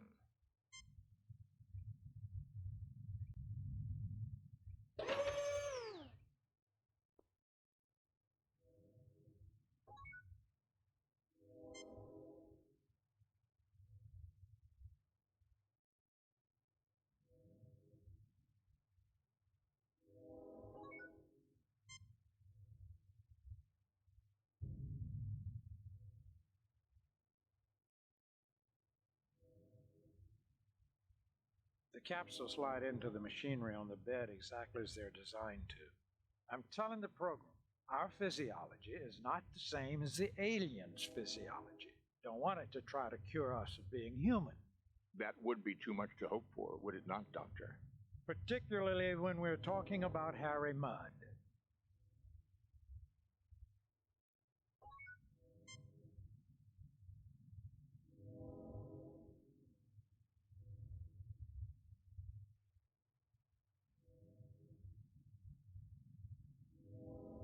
Okay, Harry, you should start to feel better in a few minutes. Just lie there quietly until you feel like moving. Oh, give me something for this headache, Doc. A herd of Hamadi tree elephants landed behind my eyeballs and did a mating dance.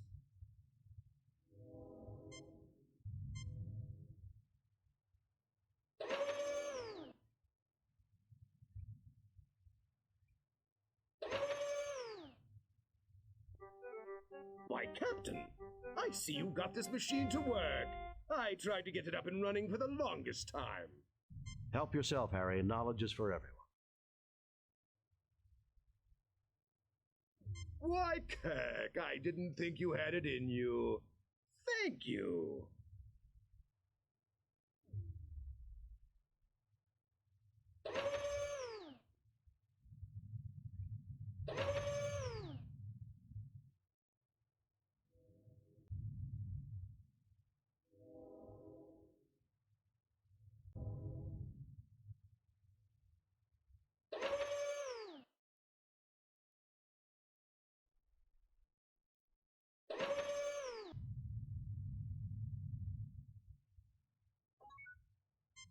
Kirk, my friend, when have I ever given you the slightest bit of trouble? There was the time that you tried to commandeer the Enterprise to sell Wive to miners. And then there was the time you stole the Enterprise to exchange us for androids, who were holding you prisoner. Perhaps there have been a few minor misunderstandings. Don't push your luck, Harry.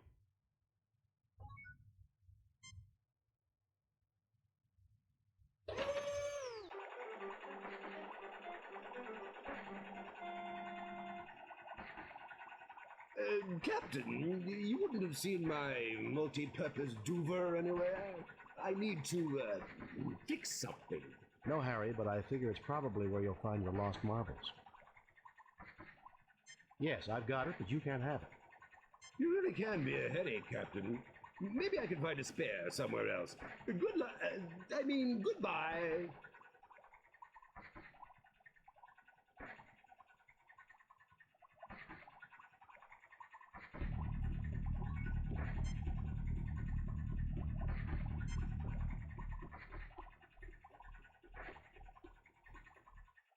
That was a close one. Too close. If I ever get my hands on that no-good mud, I'll... I would not suggest we take the time to seek him. This emergency could occur again. I would suggest we hasten our departure.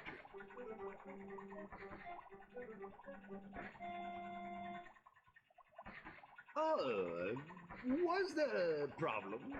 Mud, I ought to...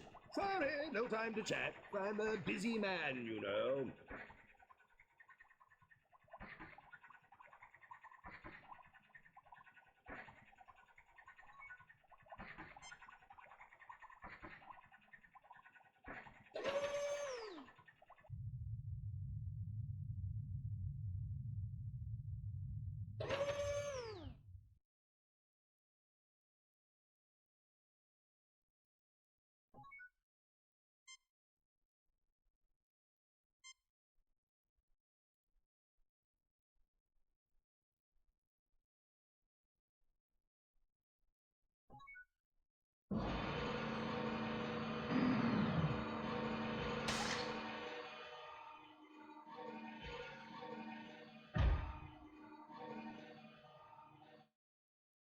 The device has been unloaded, Captain.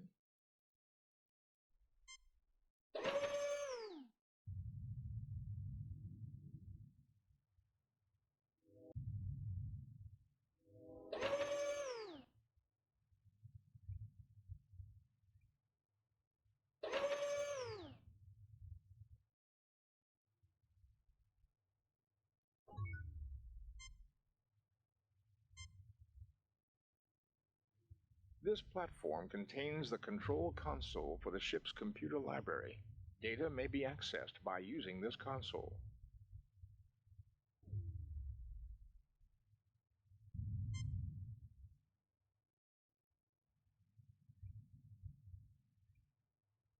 Thanks to the library computer data, limited the... Communications.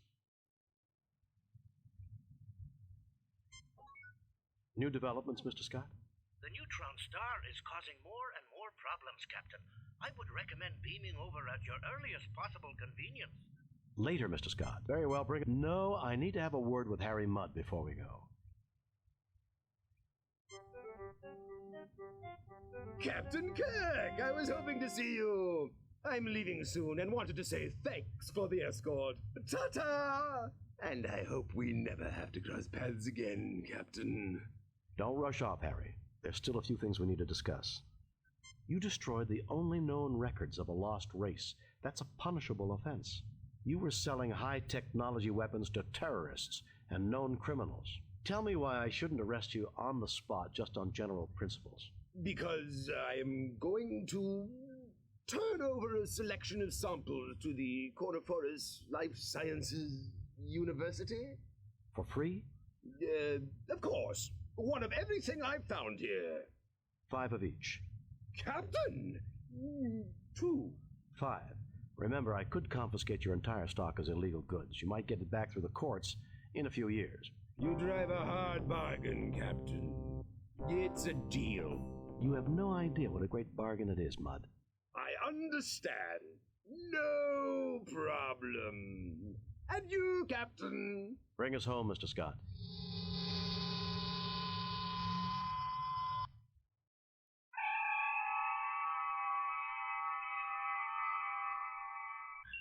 We have read your report on the problems at Harapan and evaluate your performance at 100%. You and your crew received 4 commendation points.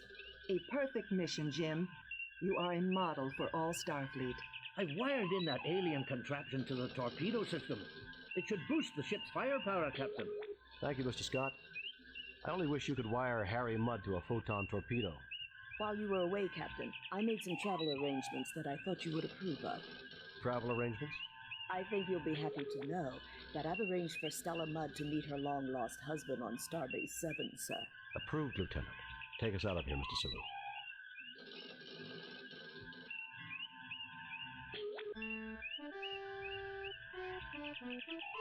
Feathered Serpent. Captain's log, stardate 5097.3. Starfleet reports major military activity in the Klingon sector near Krakoor, a planet on the edge of Klingon space. Intelligence indicates that the Klingons are mobilizing a large fleet to search for a renegade who is responsible for a disruption of unknown nature on that planet. Federation sensors have found a faint energy trail leading to the planet Zam-4 in the Digifal system. We've been ordered by Starfleet to track down the source of the energy and discovered what happened on Krakoor before the Klingon fleet enters Federation space. If we are not successful, the Federation and the Klingon Empire may find themselves at war once again.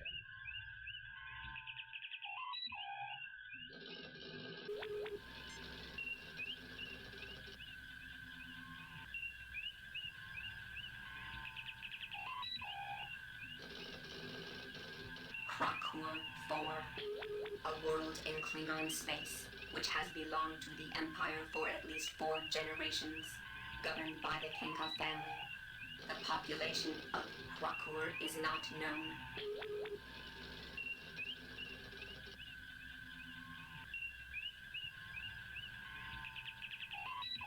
Topic not available, Captain.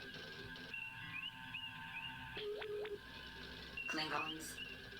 A humanoid life form that has used genetic manipulation to stratify their population. Their homeworld is Kling. Klingons' culture is based on the principle of survival of the fittest, either through guile or physical force.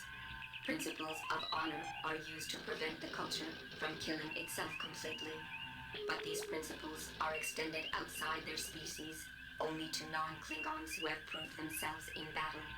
Negotiations over planets in the disputed area have been slowly advancing, hindered by recent Klingon technological exchanges with the Romulans. The Klingon Empire itself is economically backward and poorly organized, but their military force is extremely formidable.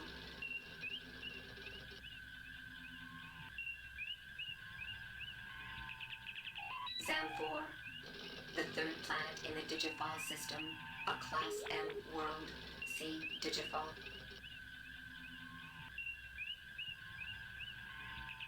Digifal, a system near the Klingon neutral zone.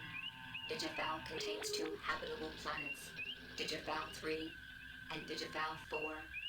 Digival 3, also known as Zen 4, contains ruins of a civilization that abandoned the planet approximately 20,000 years ago and has been declared a protected world for archaeological reasons.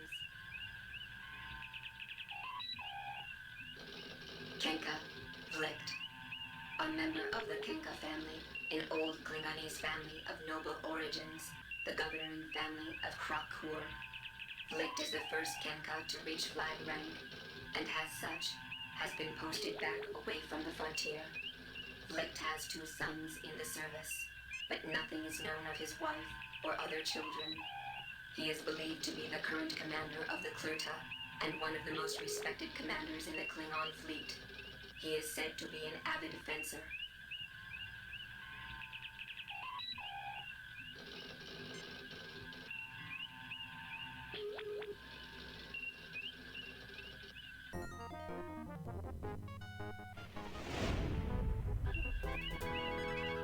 Captain, a Klingon battle cruiser has entered the system. Open hailing frequencies. This is Captain James T. Kirk of the USS Enterprise. Klingon battlecruiser, you are in Federation space. You must leave immediately. I am Commander Taras of the Nizla. We are in pursuit of a genocidal criminal. We are performing an act of mercy in removing him from your space. Naturally, you will remove your vessel from this system.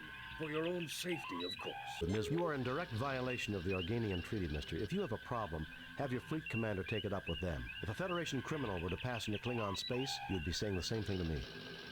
If we are not allowed to capture this criminal, Captain, you may do this for us. We insist that we remain here to monitor the situation, but we will take no action, provided that you can bring him to us in 12 hours. Agreed.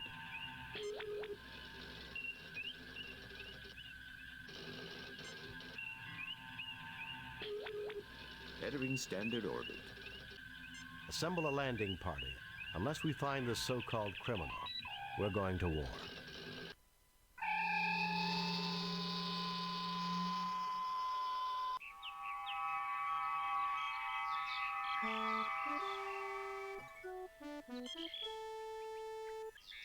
He appears human.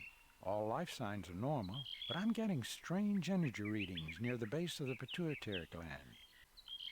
Greetings, my children. I can barely imagine that you have come so far. I am Captain James T. Kirk of the Starship Enterprise. Did you know the Klingons are looking for you?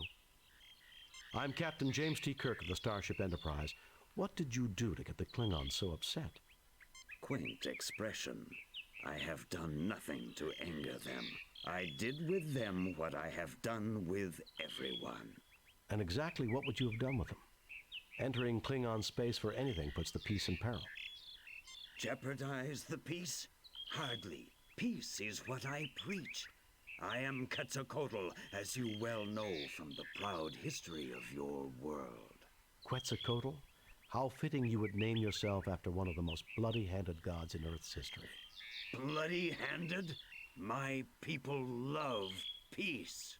Your followers regularly sacrificed other believers to you after you left, offering you their still-beating hearts. Impossible. You must be lying. And then your followers were destroyed, because when white men arrived on that continent, they were believed to be you in your promised return. Your people perverted your teachings, then were destroyed by it. Foul, lying creatures! My gift was wasted upon you! Be gone!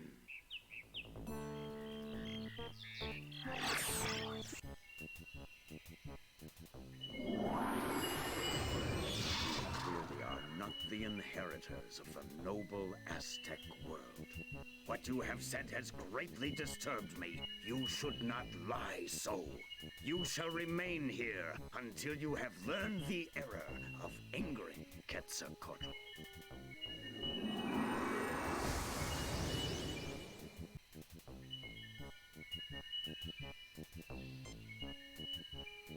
I'm picking up residual energy readings from the area where the alien's projection was. It looks like a Xanthorian pit snake, a rather common species in this region, noted by galactic herpetologists for their quickness. It is not venomous or dangerous to humans. There is a tiny hole in the wall at this point. Certainly no human could crawl through here. There are rocks here quite suitable for picking up and throwing.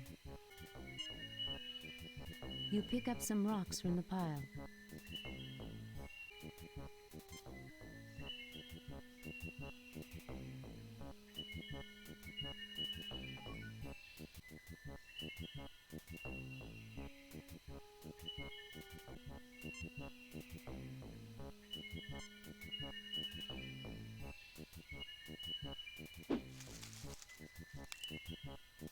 Fascinating.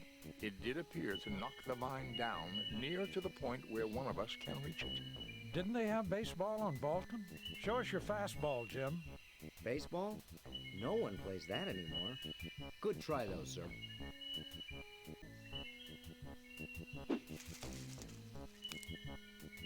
The probability of getting the vine on the second try was only 36.53%.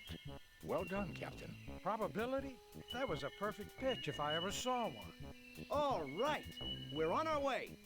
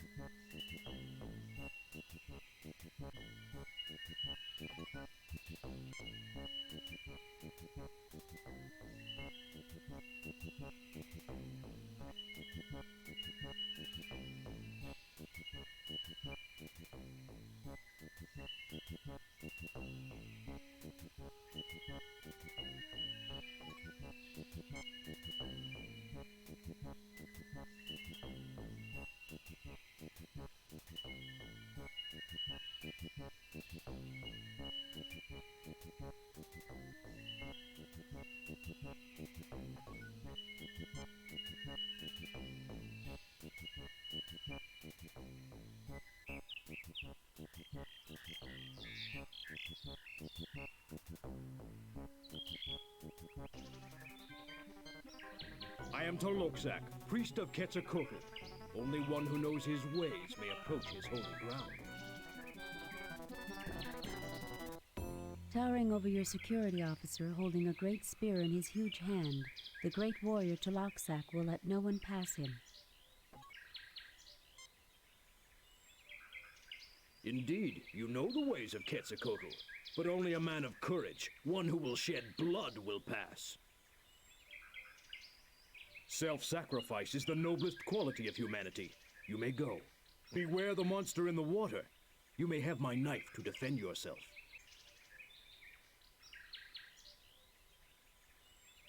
You pick up the beautifully crafted knife.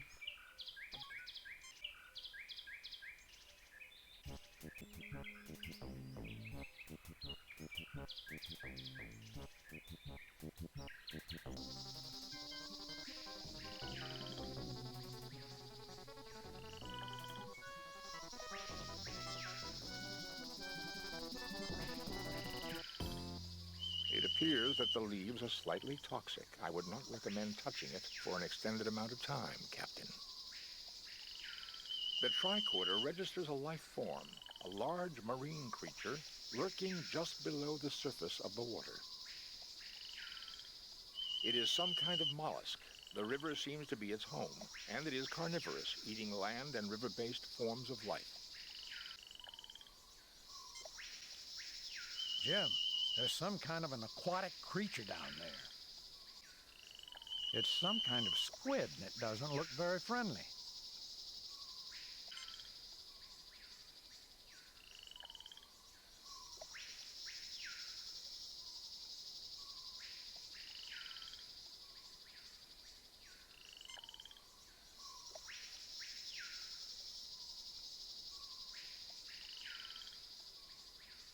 It would appear that the plant secretes a chemical that is a natural repellent to the creature.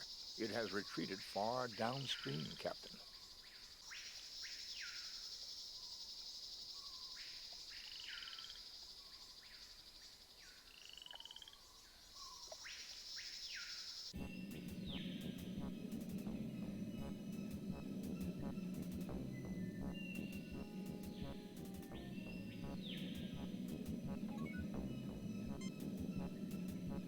It is a large cluster of crystals. This appears to be a formation of raw dilithium crystals, Captain.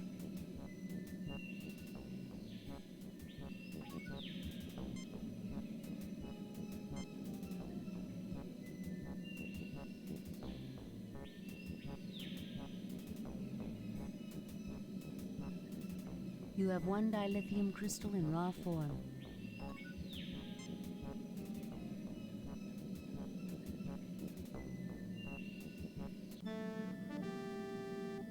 I watched as you worked through the problems I set in your path. You are a valiant, intelligent species. Please sit down. We have much to discuss. How come the Aztecs were so violent and aggressive? I tried to teach them the concept of self-sacrifice.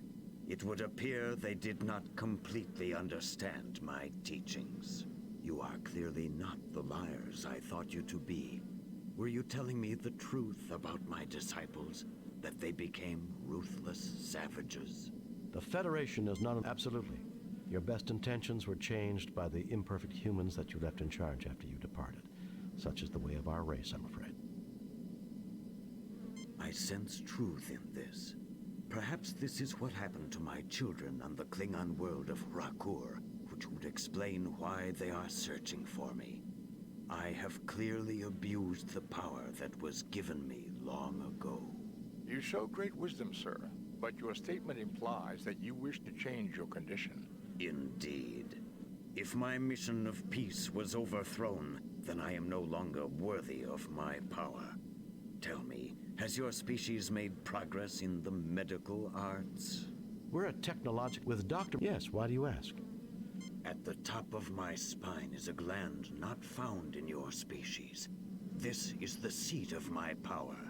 I wish you to remove it, thereby making me immortal. Jim, I'll try, but the physiology is completely alien.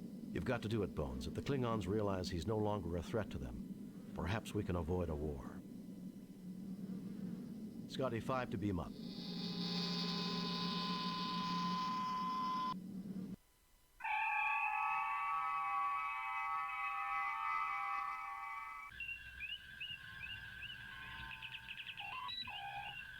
Captain, 3 Klingon heavy battle cruisers have just entered the system. Admiral Kenka is hailing us, sir. Federation starship, this is Admiral Blick Kinka of the Clearta. You harbor a criminal who has caused the destruction of the entire population of Rakkor. We are not prepared to negotiate. You will proceed to Rakkor, where a court of Cleon justice will be convened. If you refuse, we shall destroy you. Admiral Vlick, but I cannot believe Quetzalcoatl's mission to Rakur would cause the deaths of the entire planet. His attempt to corrupt the Empire with his philosophy led to the destruction of all life on Rakkor. How could a philosophy of peace and non-violence cause the destruction of all life on Rakur? Rakkor has been governed by my family for generations, but even they were corrupted by him. It was a matter of honor that his lies had to be silenced, no matter what the cost. My God, you killed your own people just because they acquired a philosophy that you disagreed with? It was that creature's fault. Had he not interfered in our affairs, the people of Rakkor would be alive. Clearly, he is responsible. Message from Starfleet Command. I'll argue this with you later, Blick. Contact your superiors, Kirk. You may be surprised. I have bad news, Captain. The Organians have ruled that Quetzalcoatl's interference in Klingon affairs renders him subject to Klingon law. You are to turn your prisoner over to them at Rakur. Klingon law will permit you to observe or aid in his defense. But be very careful, Jim. Starfleet out. Captain, you cannot turn him over to those butchers. That would be murder. We have no choice, Scotty. I'm afraid Quetzalcoatl has a date with Klingon justice.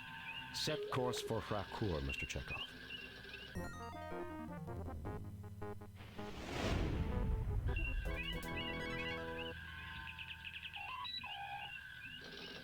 Captain's log.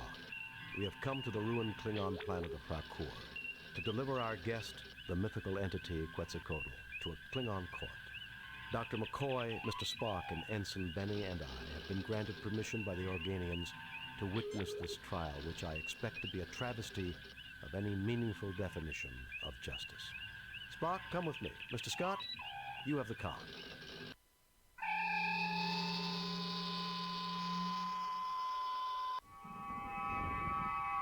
The prisoner and his witnesses will stand forth, so the trial may begin. So, Kirk, we finally meet. I had thought it would be in battle, but the universe holds many surprises. Stick around, Vlicht. There are more surprises awaiting you. So be it! This begins the trial of the entity Quetzalcoatl, who is charged with impersonating a Klingon, studying dissent, encouraging cowardice, and treason in the highest degree. Those are serious charges, Vlicht. Should he not be tried by a Klingon High Court? He has not demonstrated honor, Kirk. Only a proven warrior may be tried in High Court. Principles of honor are not applicable to his defense. I'm a warrior, Vlicht. I hereby intervene for him and demand the honors and responsibilities of a warrior's trial. A Federation officer claiming the rights of a Klingon warrior?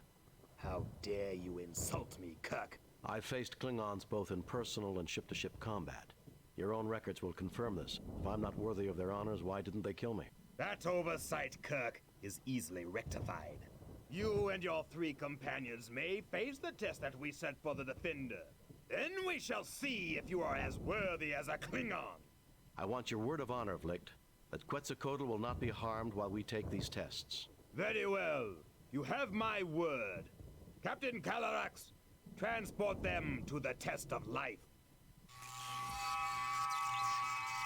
What is this place? Not much is known about Rakur, Ensign. This would appear to be some sort of a mining installation. That creature might be a native life form. A test of courage? That is the Klingon way. I somehow doubt that Vlicht intends for us to survive this, whatever the outcome. We're the only thing that stands between him and the killing of Quetzalcoatl that he can justify. Why should he worry about justification, Captain? He's a Klingon. Murder is as natural to them as breathing. That's not true, Ensign.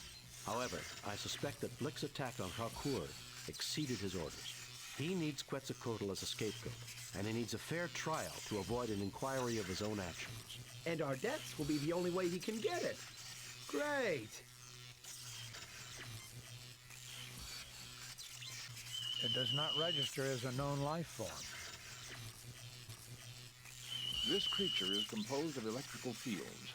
I would not recommend approaching it. A metal projectile might disrupt its fields and render it harmless. This rock has a high iron content. These wooden rods are support beams that were not placed.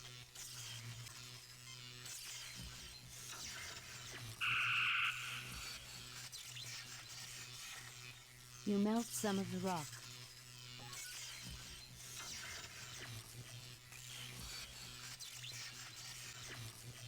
Nothing happens.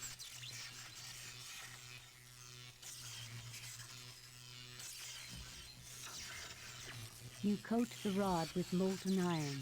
It hardens quickly.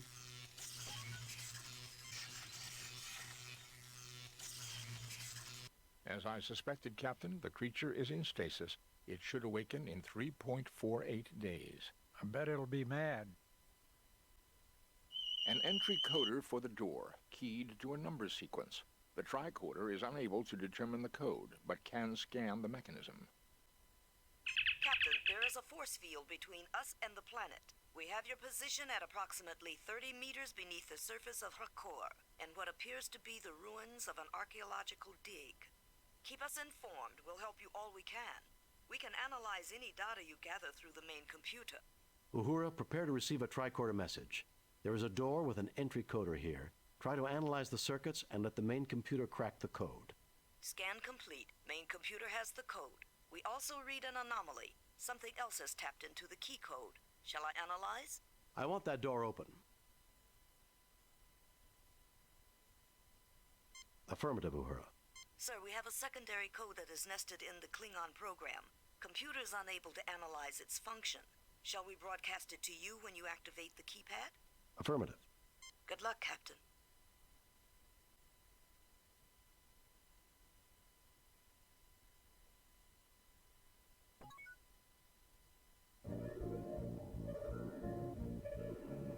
is this place? This is not Klingon technology, Captain. Even I can see that, you pointy-eared freak. Gentlemen, I suggest we start trying to find out what this is. I have a feeling we've come someplace Vlick wasn't expecting us to go.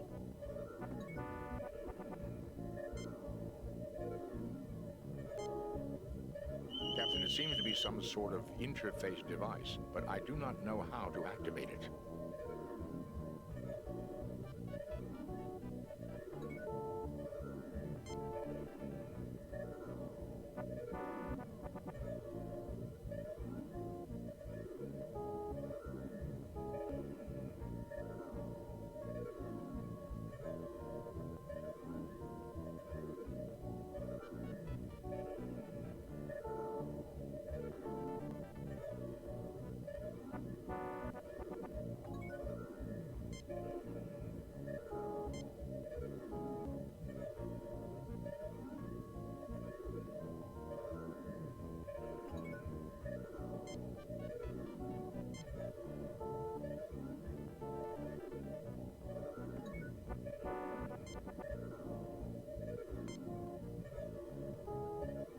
This is Bialbi, High Mentalic of Rakur. For defense, use the light of war. For information, use my light. For transportation, use the light of travel. Sequences are keyed by combinations of crystals. Integrator now active.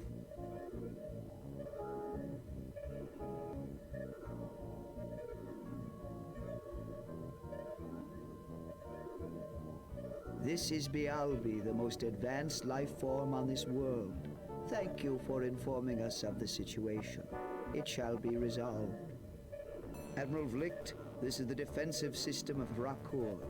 You have engaged in genocidal activities on this world. Have you anything to say before your sentence is passed? Kirk! This is your doing! No, Admiral, it is not. But that will suffice as a final public statement. The sentence is banishment to you and all members of your crew who were involved in this action. You have no right to try me! I have as much right as you to conduct trials on this planet. You showed no justice to your victim. The penalty for injustice is death. Kirk! Hoist on your own petard, eh, Vlicht? Do you want me to help you? You tried to send me to... If I have your word that Quetzalcoatl goes free, I'm willing to intervene to save you. Agreed. A life for a life is a just bargain, but his crimes are beyond count. I do not see what can be served by more killing. Idealism, an advanced concept. Naive, perhaps, but charming in its simplicity. Admiral Vlicht, the entity Quetzalcoatl shall be set free. If you ever return to this sector, the sentence shall be carried out. No Klingon vessel may ever return to this world. Very well. I agree to your terms. As for you, Captain, you may return. I find your social development most pleasing. I fear that politics will make it impossible. Your planet is in Klingon space, but I don't understand why the Klingons never detected you. Their archaeological digs did come close, Captain, but I am very elusive. I waited and monitored the situation and chose to reveal myself to you. Now you may go. Heed my warning, Vlicht. I shall not be merciful a second time.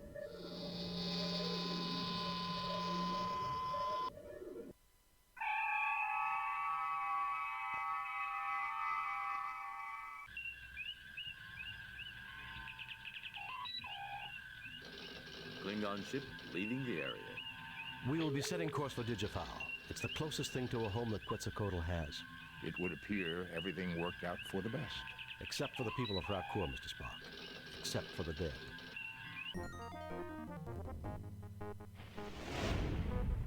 We have read your report on the problems at Rakur and evaluate your performance at 100%. You and your crew received 4 commendation points. A perfect mission, Jim. You are a model for all Starfleet. That old devil moon. Message from Starfleet, sir. On screen, Lieutenant. The Enterprise will proceed to the Alpha Proxima system. While the indigenous race on Proxima 3 has not reached a technological level commensurate with entering the Federation, and therefore under the protection of the Prime Directive of non-interference, we do maintain a discrete monitoring satellite. It has picked up activity from an asteroid in an elliptical orbit. You are to investigate without interfering with life on the planet. According to the library computer, the Alpha Proxima system has 5 planets and an asteroid belt. A large asteroid is heading towards the inner planets and should pass close by Proxima 3. It passes through the interior of the system once every 200 years. The people of Proxima 3 call it Scythe, the same name as their god of war. God of War, Mr. Spock? Isn't that a bit surprising from a people whose technology matches 20th century Earth? Considering the level of warfare during that century, I'm surprised that it is Earth that did not have a god of war. In any case, about a millennium ago, Proxima 3 suffered a globally devastating war. Blew themselves back to the Stone Age, Mr. Spock? Late Bronze Age, Ensign. They rebuilt their world in half the time it had taken to get there originally. But the Armageddon was mythologized as a battle between the Sophs and Lucres. In that war, the planet was razed, and all the gods died except Scythe. He had rained fury down upon the world, then went off on a long dance of victory. His return is a time for worldwide soul-searching and atonement. And Scythe returns and our monitoring station picks up activity. It would seem that we should proceed to Alpha Proxima and scan Scythe.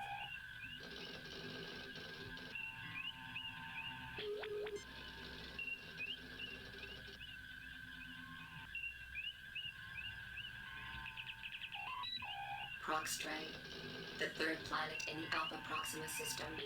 This Class M planet is widely habitable except for zones of extreme radioactivity on the southern continent. About 1,000 years ago, the two dominant political systems, the Lucres and the Sophs, engaged in a nuclear war that resulted in the deaths of 3/4 of the world's population through direct or collateral damage. Proxtrae's current civilization is non-spacefaring and does not have contact with the Federation.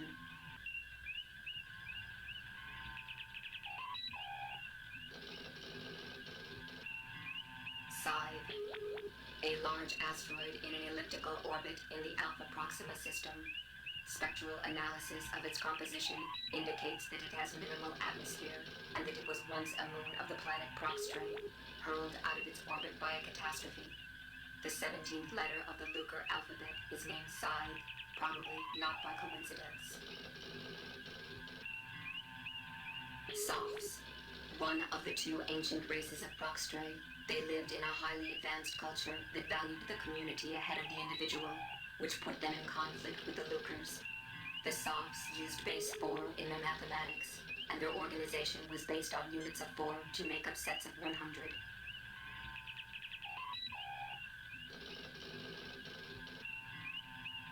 Lucres, one of the two ancient cultures of Proxtrae. See Sophs. The Lucres believed that a man who made the most of his ability was a god.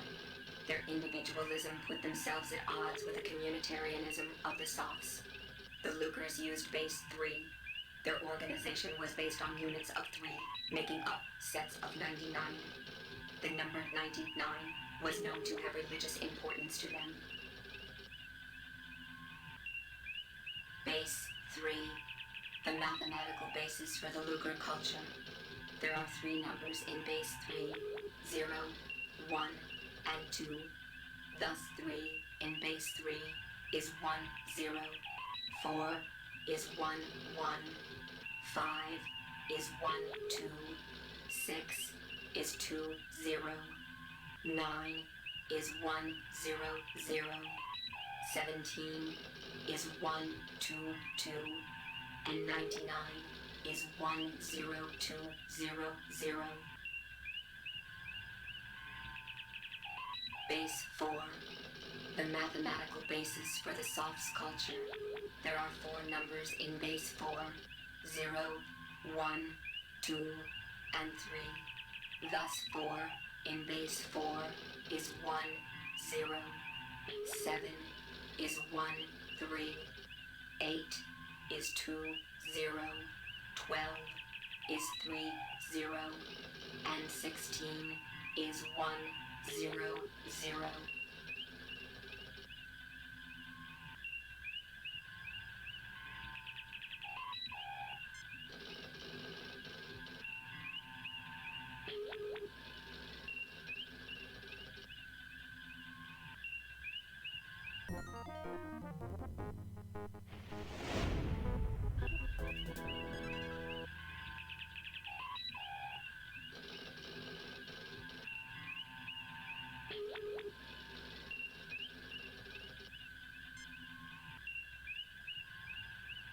Entering standard orbit. A sensor scan of Psi reveals surface features consistent with damage left by a nuclear attack. It would seem to have been a target during Proxima's war. Psi rained fury down on the planet and then left on a dance of victory. A missile base, Captain? It would seem to make sense. Captain, I just monitored a narrow beam message from Scythe to Proxima 3. I don't have it all. I just caught a bit of the initial burst. I'm attempting a translation, but it appears to be a computer code. Any response from the planet? The Proxtrites will not have the equipment necessary to understand and reply to that code for another 25.6 years at their present rate of development. Spock, come with me. Mr. Scott, you have the con.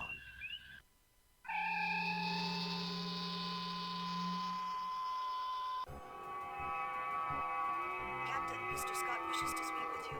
Mr. Scott? Aye, we've had some slight problems with the transporters. We didn't notice anything beaming down. Just a glitch in the main transporter program. Mr. Kyle is loading a backup and we're performing tests. The transporters will be down for about an hour. That will still give us plenty of time, Scotty. I know. I have the lads in engineering doing a complete overhaul of the ship's systems. Good, Mr. Scott. I'll keep you posted. Kirk out.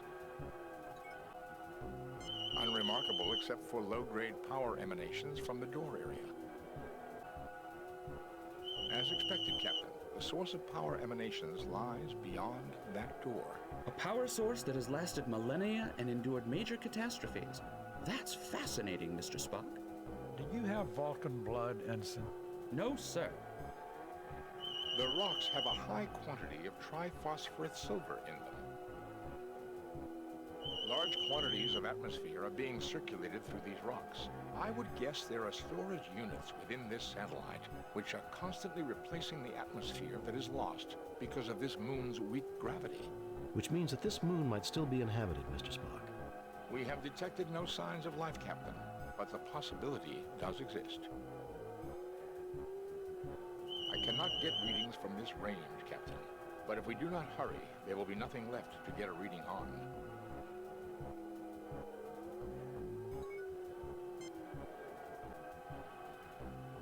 It's what I was afraid of, Jim. The thin atmosphere of this moon doesn't provide enough protection from cosmic rays. We shouldn't stay here any more than a few hours. You retrieve a rock.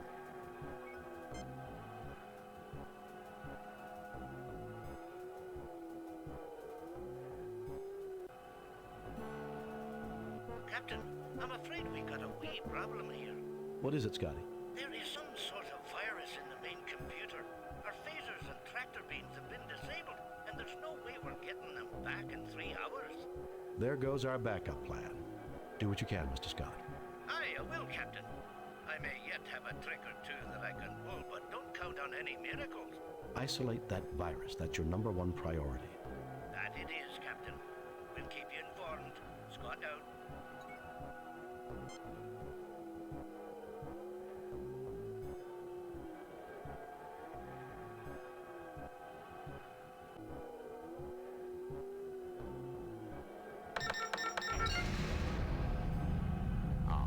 That worked. I see you deduced that 10200 in the Lucre's Base 3 was equal to their sacred number 99.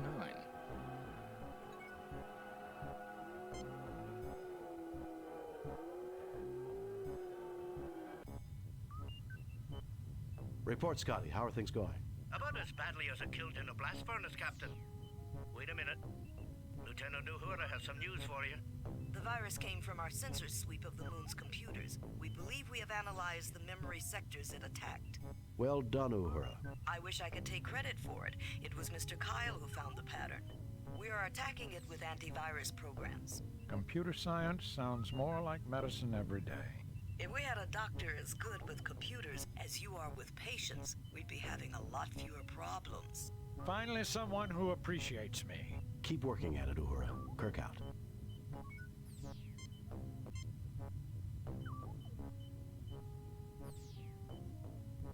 The interior of the security lock is unremarkable and well preserved. A computer terminal, Captain. It uses the Lucre alphabet. I think I can decipher it. This keypad is fully functional and controls the door. Its entry code is in base 3. This door is similar to the one on the outside of the secure lock, except that it has not weathered over the years. Electrical panels indicate the keypad on the right controls the door.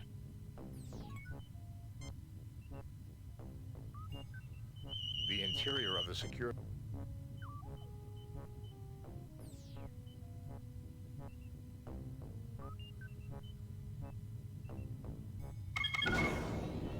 Fascinating. If the Federation language studies were correct, the ideograph for the word scythe in the Lucre's language is the 17th symbol in their alphabet that corresponds with 122 in base 3.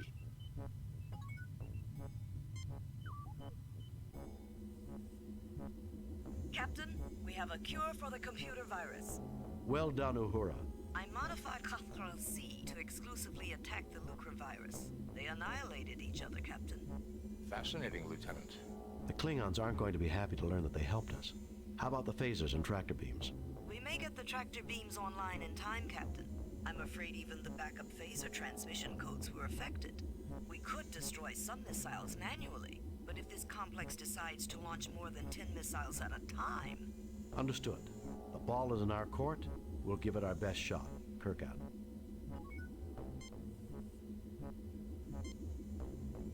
This door is made from remarkably dense alloys. Even our most powerful phaser rifle or welder would not be able to penetrate it. The thing must be almost as tough as a starship hull. Indeed, Ensign, and considerably thinner. A remarkable achievement in metallurgical engineering. This panel has a slot in it rather than a keypad.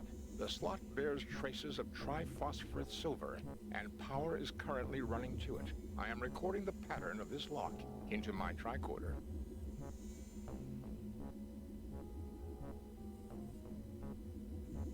Circuits and atmosphere pumps are hidden in the walls.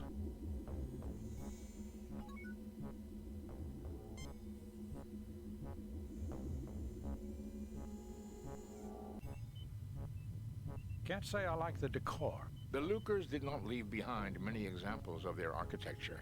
I can see why. Captain, with the 3K AG content of the surface rocks and the tricorder scan of the pattern inside the lock, I believe the laser drill can be used to fashion the ID card needed to open the sealed door in the other chamber.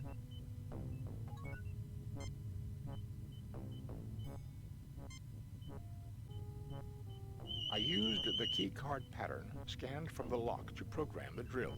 It should now be able to make a template of the keycard in the rock. The drill is unremarkable, except its aiming component is corroded and frozen in place.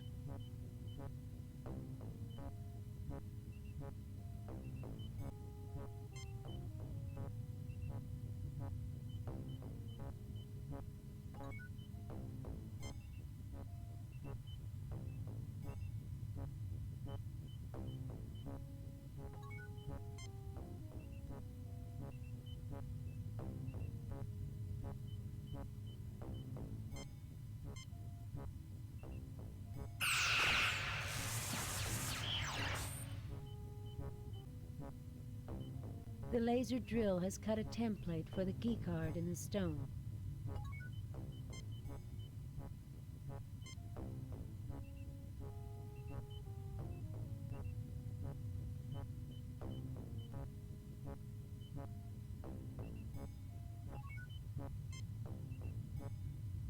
These are display panels for the...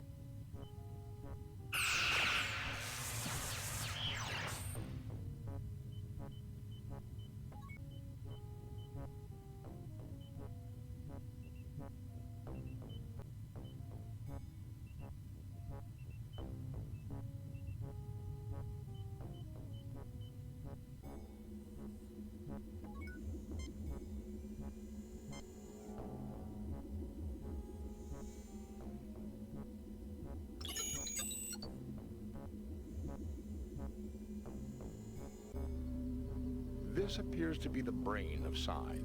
There are two identical but isolated computers that communicate with a third, which controls the launch of missiles.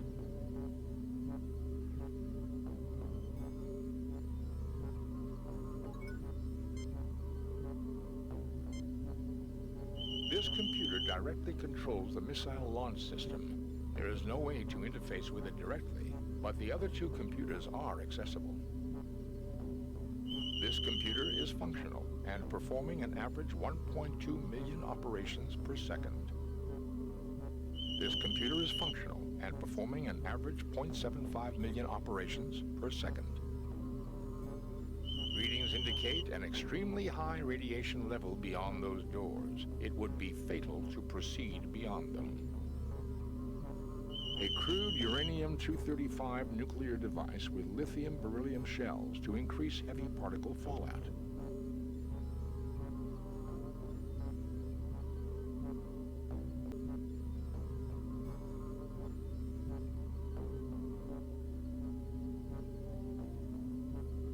Welcome to Side Operations Center, Alpha Unit. Estimated time to optimal launch range is 3.21 hours adjusted.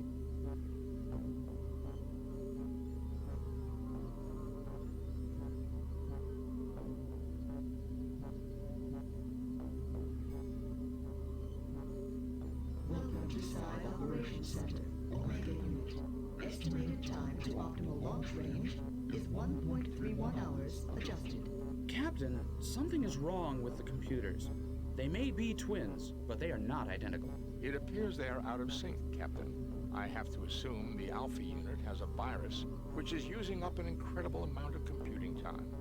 They report different optimum launch times, which is right.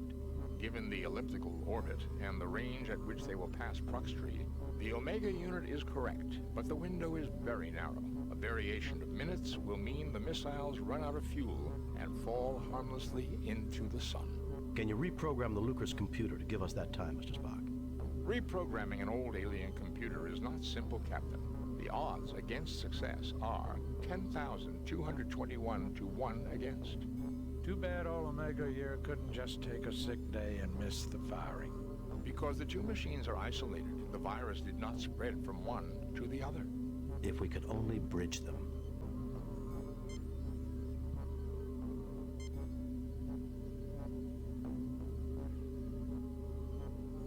The connector snaps into place.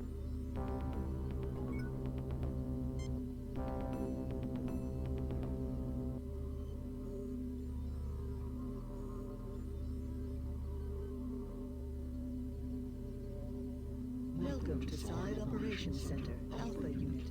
Estimated time to optimal launch range is 3.21 hours adjusted.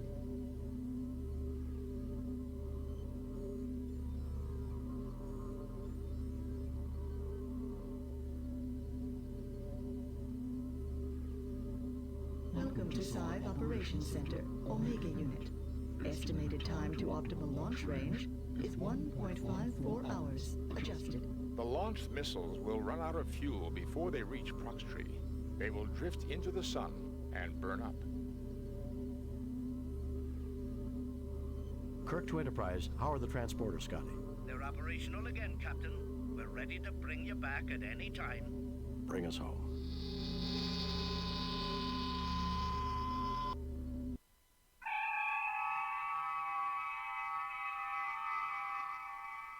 Message from Starfleet. On screen, Lieutenant. We have read your report on the problems at Proxima 3 and evaluate your performance at 96%. You and your crew received 3 commendation points. The top brass at Starfleet are impressed.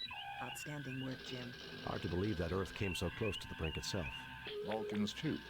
Both, in the end, looked into the abyss and came to the only logical conclusion. Logic? Humans? I'm dreaming, Jim. Sometimes it is harder and braver to make peace rather than war. Sounds like emotion had its part to play in a positive sense, too. I don't know about you, but I'd like to bid an emotional goodbye to Alpha Proxima myself. Take us out of orbit, Mr. Seward.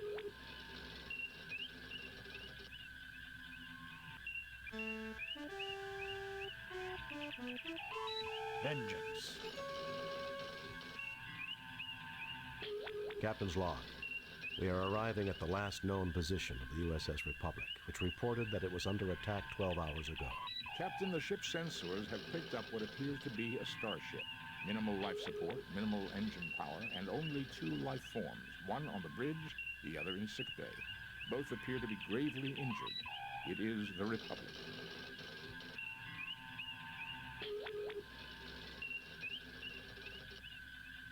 Spock, come with me. Mr. Scott, you have the comm. I am preparing an information packet for Starfleet. Shall I send it or wait for you to return? Send it now. If a hostile ship arrives, head immediately for Starbase 24.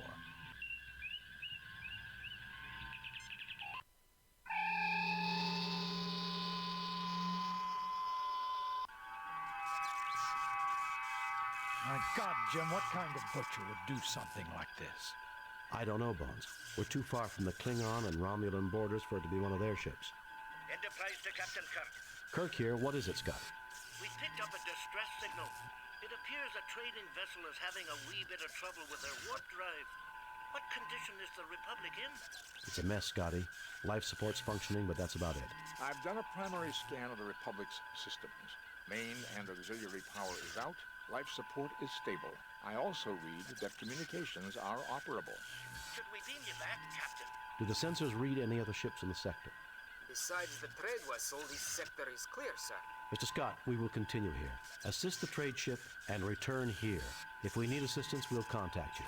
You sure you'll be all right, Captain? Yes, Scotty, just don't take too long. Kirk out. Well, gentlemen, let's see if we can re-establish power. Jim, don't forget. There's another survivor on board. We've got to find him. Captain, records indicate that this ship was attacked by a Constitution-class starship. Any idea of which one it was? I am reading a record of the transponder signal, NCC 1701. It's the Enterprise, Captain. Someone must have tampered with the computer records. May I remind you, Doctor, that the main computer of a Constitution-class starship has safeguards against such an intrusion. Furthermore, I do not see any discrepancies in any of the files that I am able to access. Tricorder readings indicate that the ship is running on minimal battery power. Only life support and essential systems are currently running. My tricorder has picked up the final entry of the Republic. We're under attack. Our sensors are inoperative. We're trying to get shields up. Our rear deflector's down. It appears our enemy is a Constitution-class starship. We've tried to defend ourselves. We've hailed them, but no response. That's all there is, Captain. Dick Patterson was never one for making long speeches. We're too late. This man must have died just a few moments ago. Can you bring him back? Punctured lung, nerve damage, brain damage, fractured arm and ribs. It's a miracle he lasted as long as he did. He's not coming back, Jim. They're dead, Jim. All of them.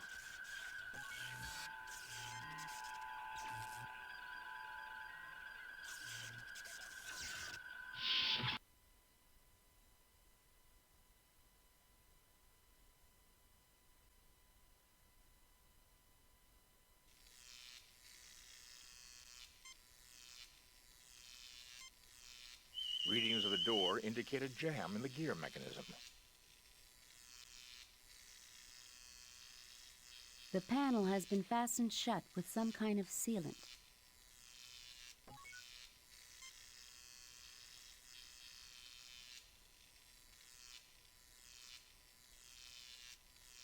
You retrieve the molecular saw.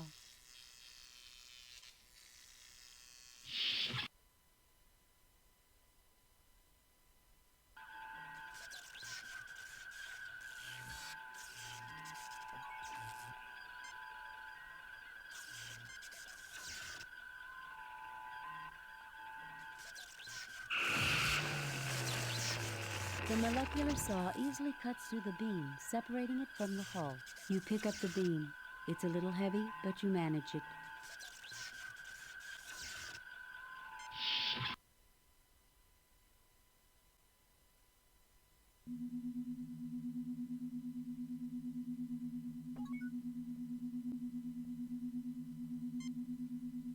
They're dead, Jim. All of them.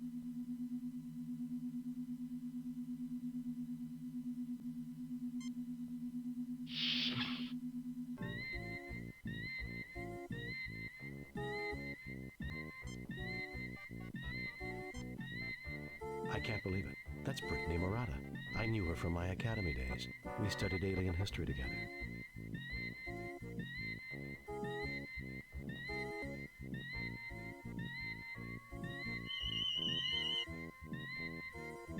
She's suffering from severe trauma and internal bleeding. I'll see what I can do. Do what you can, Bones. I need to find out what happened here. She's in bad shape, Jim. I've tried to stabilize her, but it doesn't look good. You pick up the empty hypodermic injector. You retrieve the medical drill.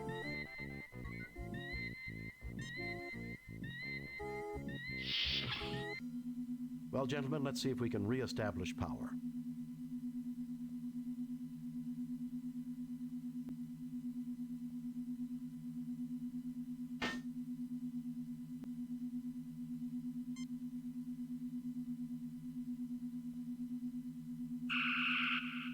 The ceiling appears stable.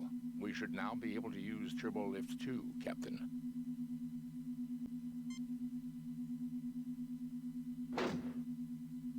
You've taken the cable.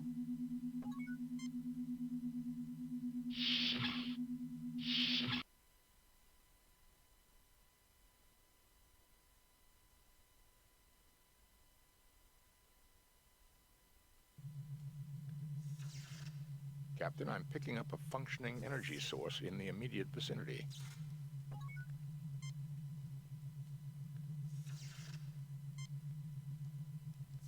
I'm picking up a high-energy power source somewhere under the debris. I recommend caution, Captain.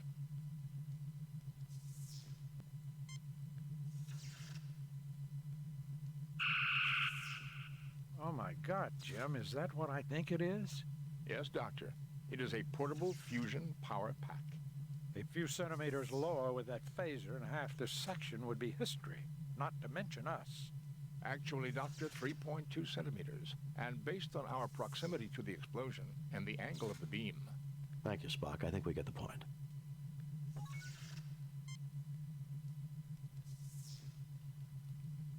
You pick up the portable fusion power pack.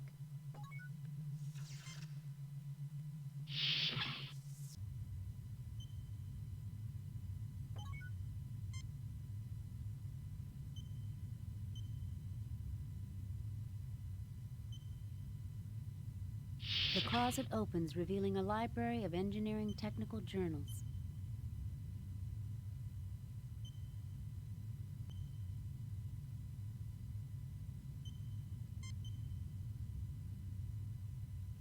The hypo is now filled with multipurpose oil.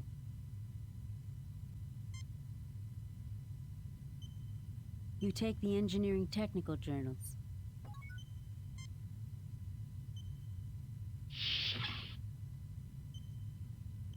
The impulse engines are intact, Captain. We could use the fusion reactors from the impulse engines to restore power, but the lines have been severed to the power regulator. Can we reroute the power lines? We should be able to, Captain, if we can find a suitable supply of power cable. We will need to route the power through a junction box so we can set an impedance level. A direct connection to the regulator would cause an overload.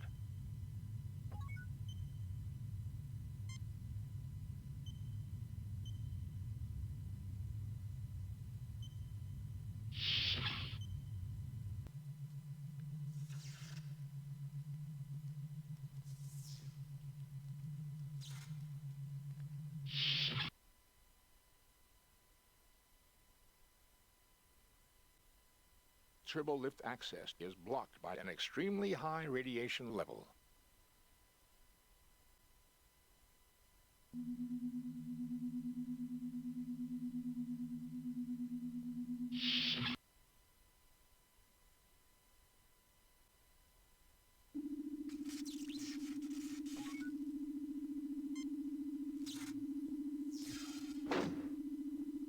You pick up a length of cable.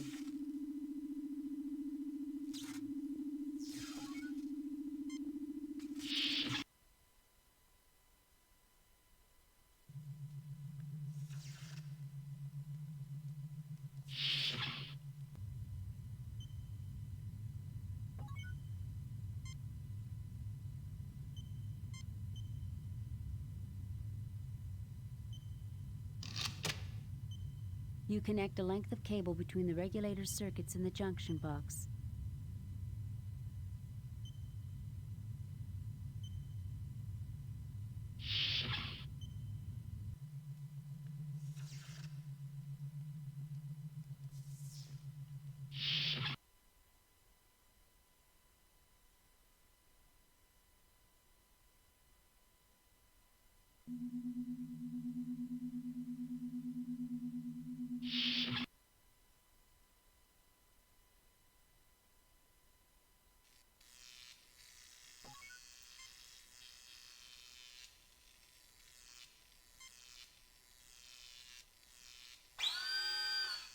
The drill easily breaks through the seal of the panel.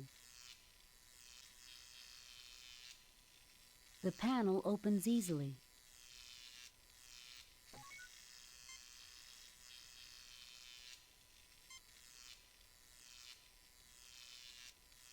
The oil seeps into and loosens the debris.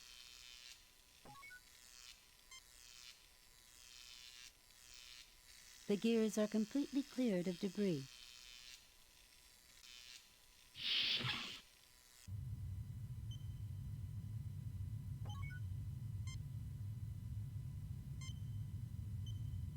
This input-output slot for the record decks is still functional, Captain. These are the auxiliary helm and navigation controls for the Republic. Though they are intact, the ship is in no condition to move under her own power. Mr. Spock, what is the status of the ship's computer? There is extensive damage to the main processing unit of the ship's computer. It will take several days at a starbase to repair. We don't have several days, Mr. Spock. Unless we can find a suitable computational alternative, there will be no way to control the ship's systems. That's just great, Spock. We don't exactly carry an M5 computer in our inventory. Correct, Doctor. However, there may be another alternative. Linked tricorders, along with the circuits in the data reader, should have the processing power necessary to control a single starship system. Thank goodness for parallel processing. I don't know what computers could do without it. The impulse power allocation controls are functional, but there is no power available, Captain.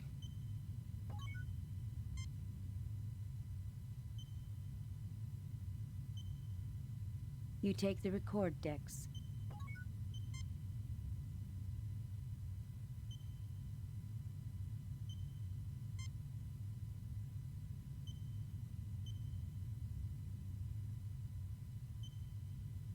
Captain, I have examined the engineering journals. According to Chapter 18, we can run... Jim, do we really need a lesson in starship engineering? Spock, just tell me if they will help. Why, yes, Captain.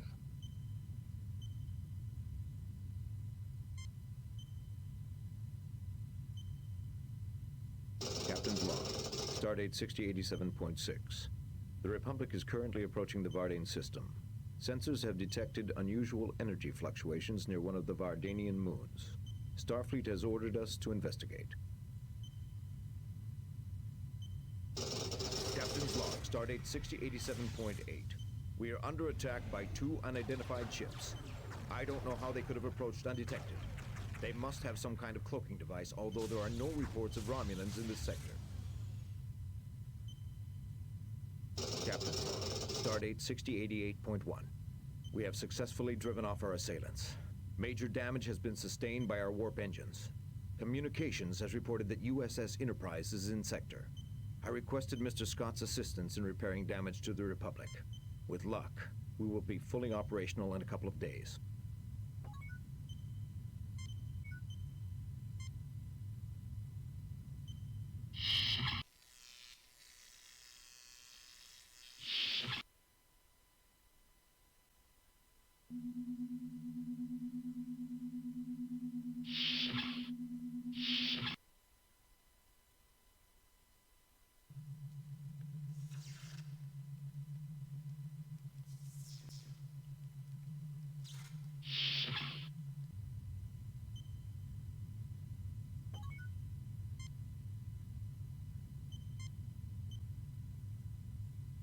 Please select an impedance. Spock, Captain, the information obtained from the engineering journals indicates the correct impedance setting to be 19,000 ohms.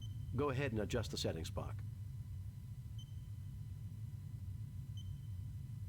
Power has now been restored, Captain.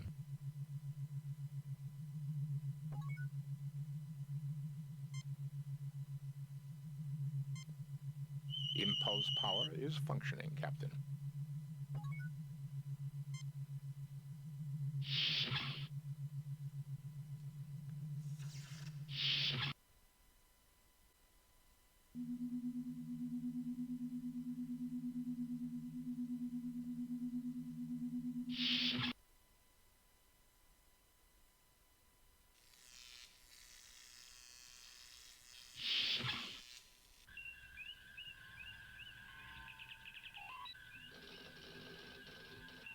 Spock crudely attaches the science tricorder to the computer console. Spock crudely attaches the medical tricorder to the computer console. Both tricorders are rigged into the main computer's central processing unit. We now have enough computational power to control a single ship's system.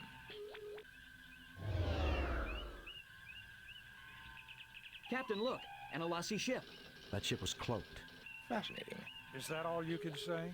Captain, I suggest we try to raise the shields. With impulse power online and the tricorders performing computer control, I can divert power to... Weapons. Power allocated to weapons systems, Captain. Captain, I suggest we try to raise the shields. Mr. Spock, what is the condition of the fire control system? Weapons control is functioning properly. However, there appears to be a jam in the primary loading mechanism. Captain, the torpedo loading system is malfunctioning. To clear it, we will have to physically examine the mechanism. Currently, all turbolift access to the torpedo bay is blocked by a hull breach. It is imperative that we get the weapons online. With impulse power online and the tricorders performing computer control, I can divert power to... Weapons. Shields. Shields are up, sir. Captain, we are being hailed by the Alassi, Captain. Put it on screen, Spock. Well, if it isn't Captain Kirk. Fancy meeting you out here all alone in such a shabby starship. What do you want? You should be more civil, considering your Enterprise is far away on a mercy mission helping that poor traitor. It was a setup? I can see why they made you captain. I assume since you haven't blasted us to bits, you want something. Why, yes I do. It seems you failed to give one of my associates some rather important information. The Masada, I presume. You want the locations of all your imprisoned comrades? Yes, Kirk. The Republic's computers will have the data just as your Enterprise would. I give you 1 minute to comply. It will take time. The controls are smashed and the main computer's badly damaged. It will take hours to get power to the computer banks. Maybe I should just pump a few torpedoes into your shields and check it out for myself. The Republic will fall apart if you fire on us. Then you'll never get the data. All right, Kirk. We'll do it your way. I would rather not kill you. Besides, as an old friend that wants to meet you, I give you 30 minutes. And remember, no tricks. Captain, the main computer is far beyond. Shut up, Spock. 30 minutes then. Kirk out.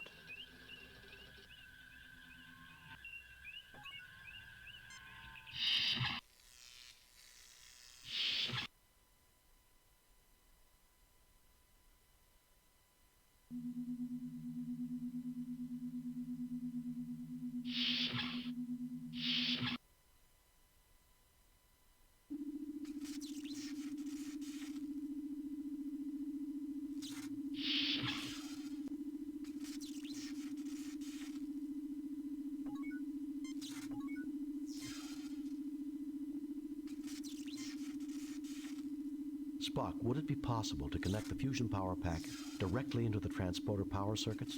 Fascinating. It can be done. However, the transporter will only be able to transport a single person. Do it, Spock.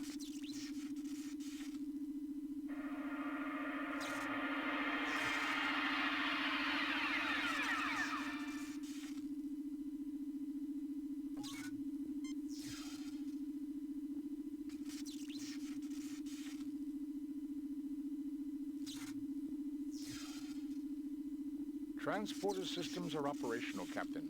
Coordinates have been set to the Photon Torpedo loading bay.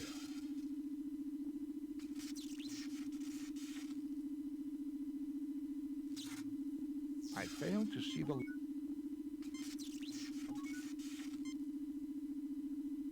Spock, please check out the transporter. Ensign Keege, I want you to beam into the torpedo bay and unjam the loading mechanism. If you don't succeed, we'll all be on permanent shore leave in an Alasi jail. I'll do my best, sir.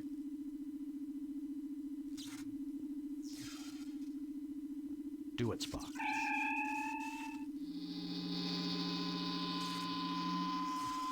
I've reached the torpedo loading bay, Captain. It's not too badly damaged, fortunately. What's causing the malfunction in the loading mechanism? The inner loading door is stuck in the closed position. Now, I can force it open, but when the loading cycle has begun, the room will lose pressure. We won't be able to beam back here again. Do it, Ensign. We'll just have to gamble that the system doesn't jam again. The door's open, Captain. I'm ready to transport back. Beam him back, Spock.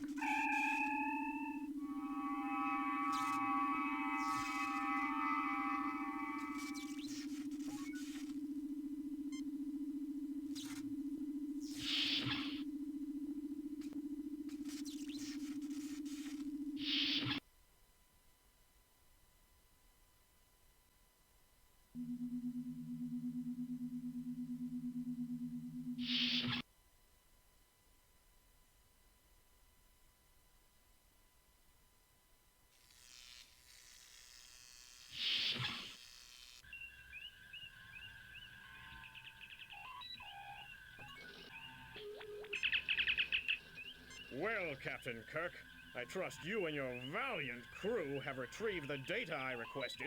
Not yet. We're having trouble accessing all the data files. Yes, we have. You'll have to beam over and get it, though. The computer's subspace transmitter is out. How convenient, Kirk. We'll beam over, but no tricks. My sensors read that only your shields have power. Lower them now. We'll comply. Kirk out. With impulse power online and the tricorders performing computer control, I can divert power to... Weapons. Power allocated to weapons systems, Captain. Sensors indicate that the Alasi ship has lowered its shields. I suggest we prepare your surprise soon, Captain. They will beam over any moment.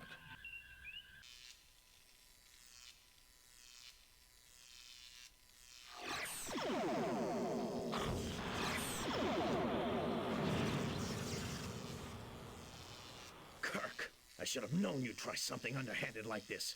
Weapons Master, fire all weapons on the Republic! We can't, Captain. All weapon systems offline. Captain, the Enterprise is coming on high-speed approach. Activate cloaking device. Kirk, until we meet again. Not too soon, I hope. Watch yourself, Captain. It may be sooner than you realize. Enterprise to Captain Kirk. Are you safe, sir? We're fine, Lieutenant. Sir, we picked up another ship nearby, and we came as fast as we could. It appeared to cloak. Were you attacked by Romulans? No, Ensign. It looks like the Alasi have been doing some business with him. Scotty, beam us back. We need to find that ship that attacked the Republic. Aye, Captain.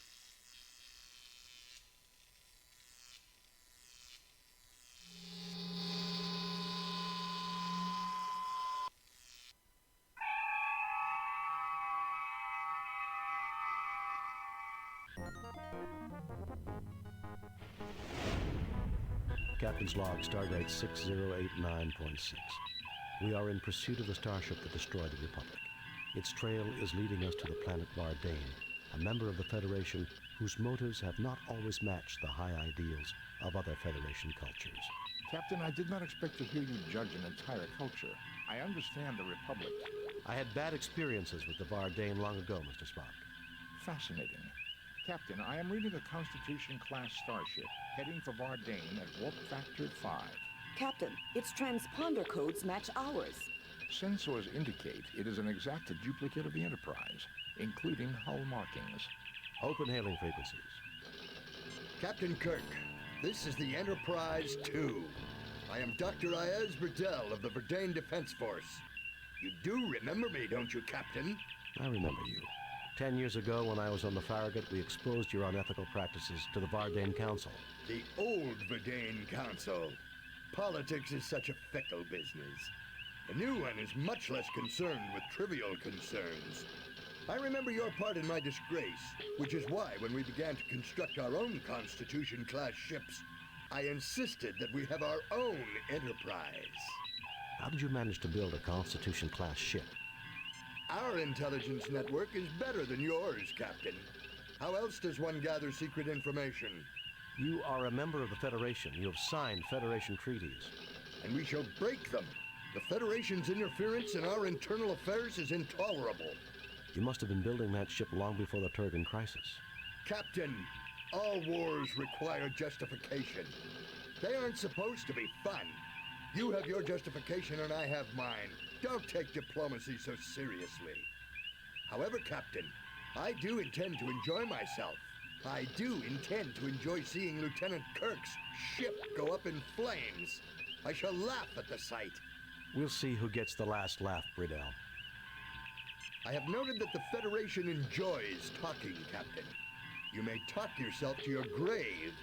Prepare to be destroyed. Raising shields. Arming weapons.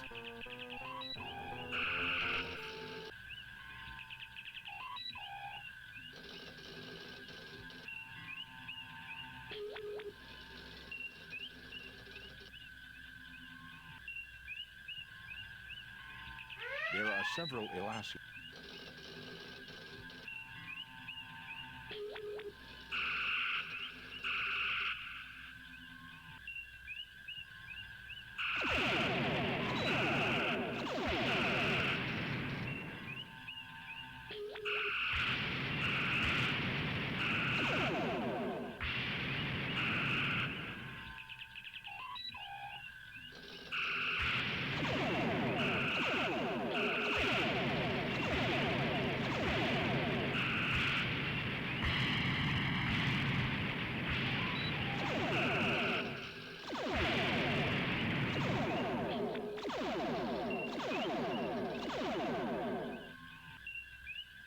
Aye, sir.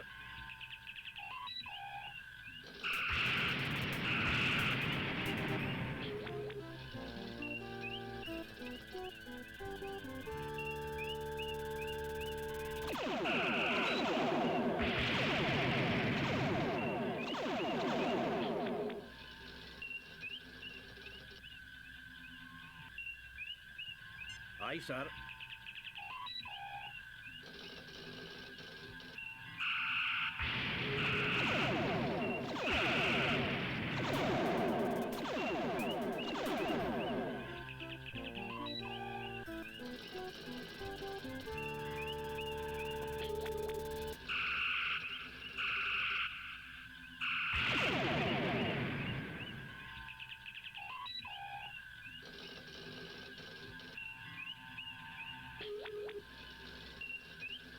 Aye, sir.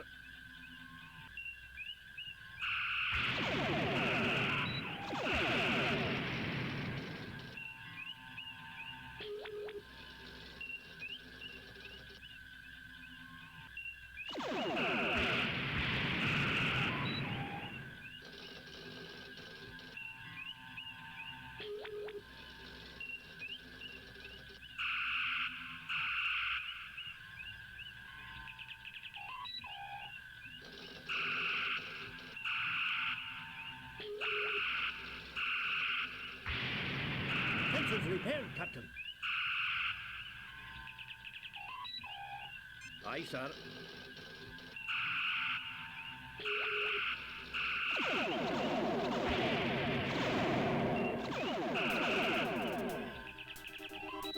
That's the last of them, Captain. Well, that's over. Duplicate Enterprise in contraption was no match for the real thing. What if the Vardain have more Constitution-class vessels? The Federation will blockade Varday until they agree to destroy their weapons facilities and all non-authorized ships. Message from Starfleet, Captain. On screen, Lieutenant. We have read your report on the destruction of the USS Republic and evaluate your performance at 95%. You and your crew received 3 commendation points.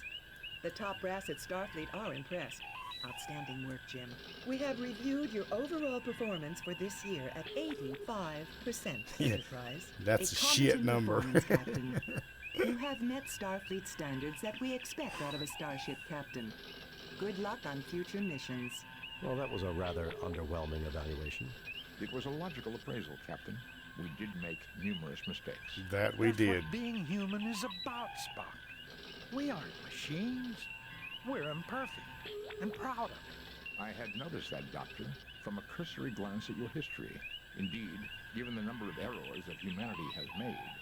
The challenge, Mr. Spock, is to learn from your mistakes and make yourself a better person.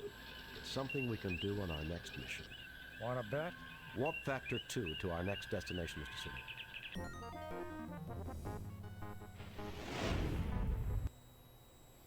Okay, that was Star Trek 25th Anniversary. Like I said before, this is one of the first games I ever played. I hope y'all enjoyed it. I hope you liked it. Probably going to carry on with a few other ones after this. Very we few will people see. have the ability to fire up. And our this man imaginations right and here make is us what think created about it the all, conditions. Gene Roddenberry. Gene Roddenberry, the creator of Star Trek, was one of those people. He took us where no man has gone before and beyond. I think this He man created right here the alone, starship, just because of the its Star crew, Trek series and everything, has really made me interested in space and Without wanting Gene, space there travel would and be no everything Star like Trek that. computer So game or a Star hopefully it Trek reaches out to television you guys like this as Gene well. Roddenberry, born And 1921, this is Greywolf's died Den, panicking, 1990. bringing you the 25th anniversary of Star Trek. Your memory. Thank you for watching. Hope you enjoyed.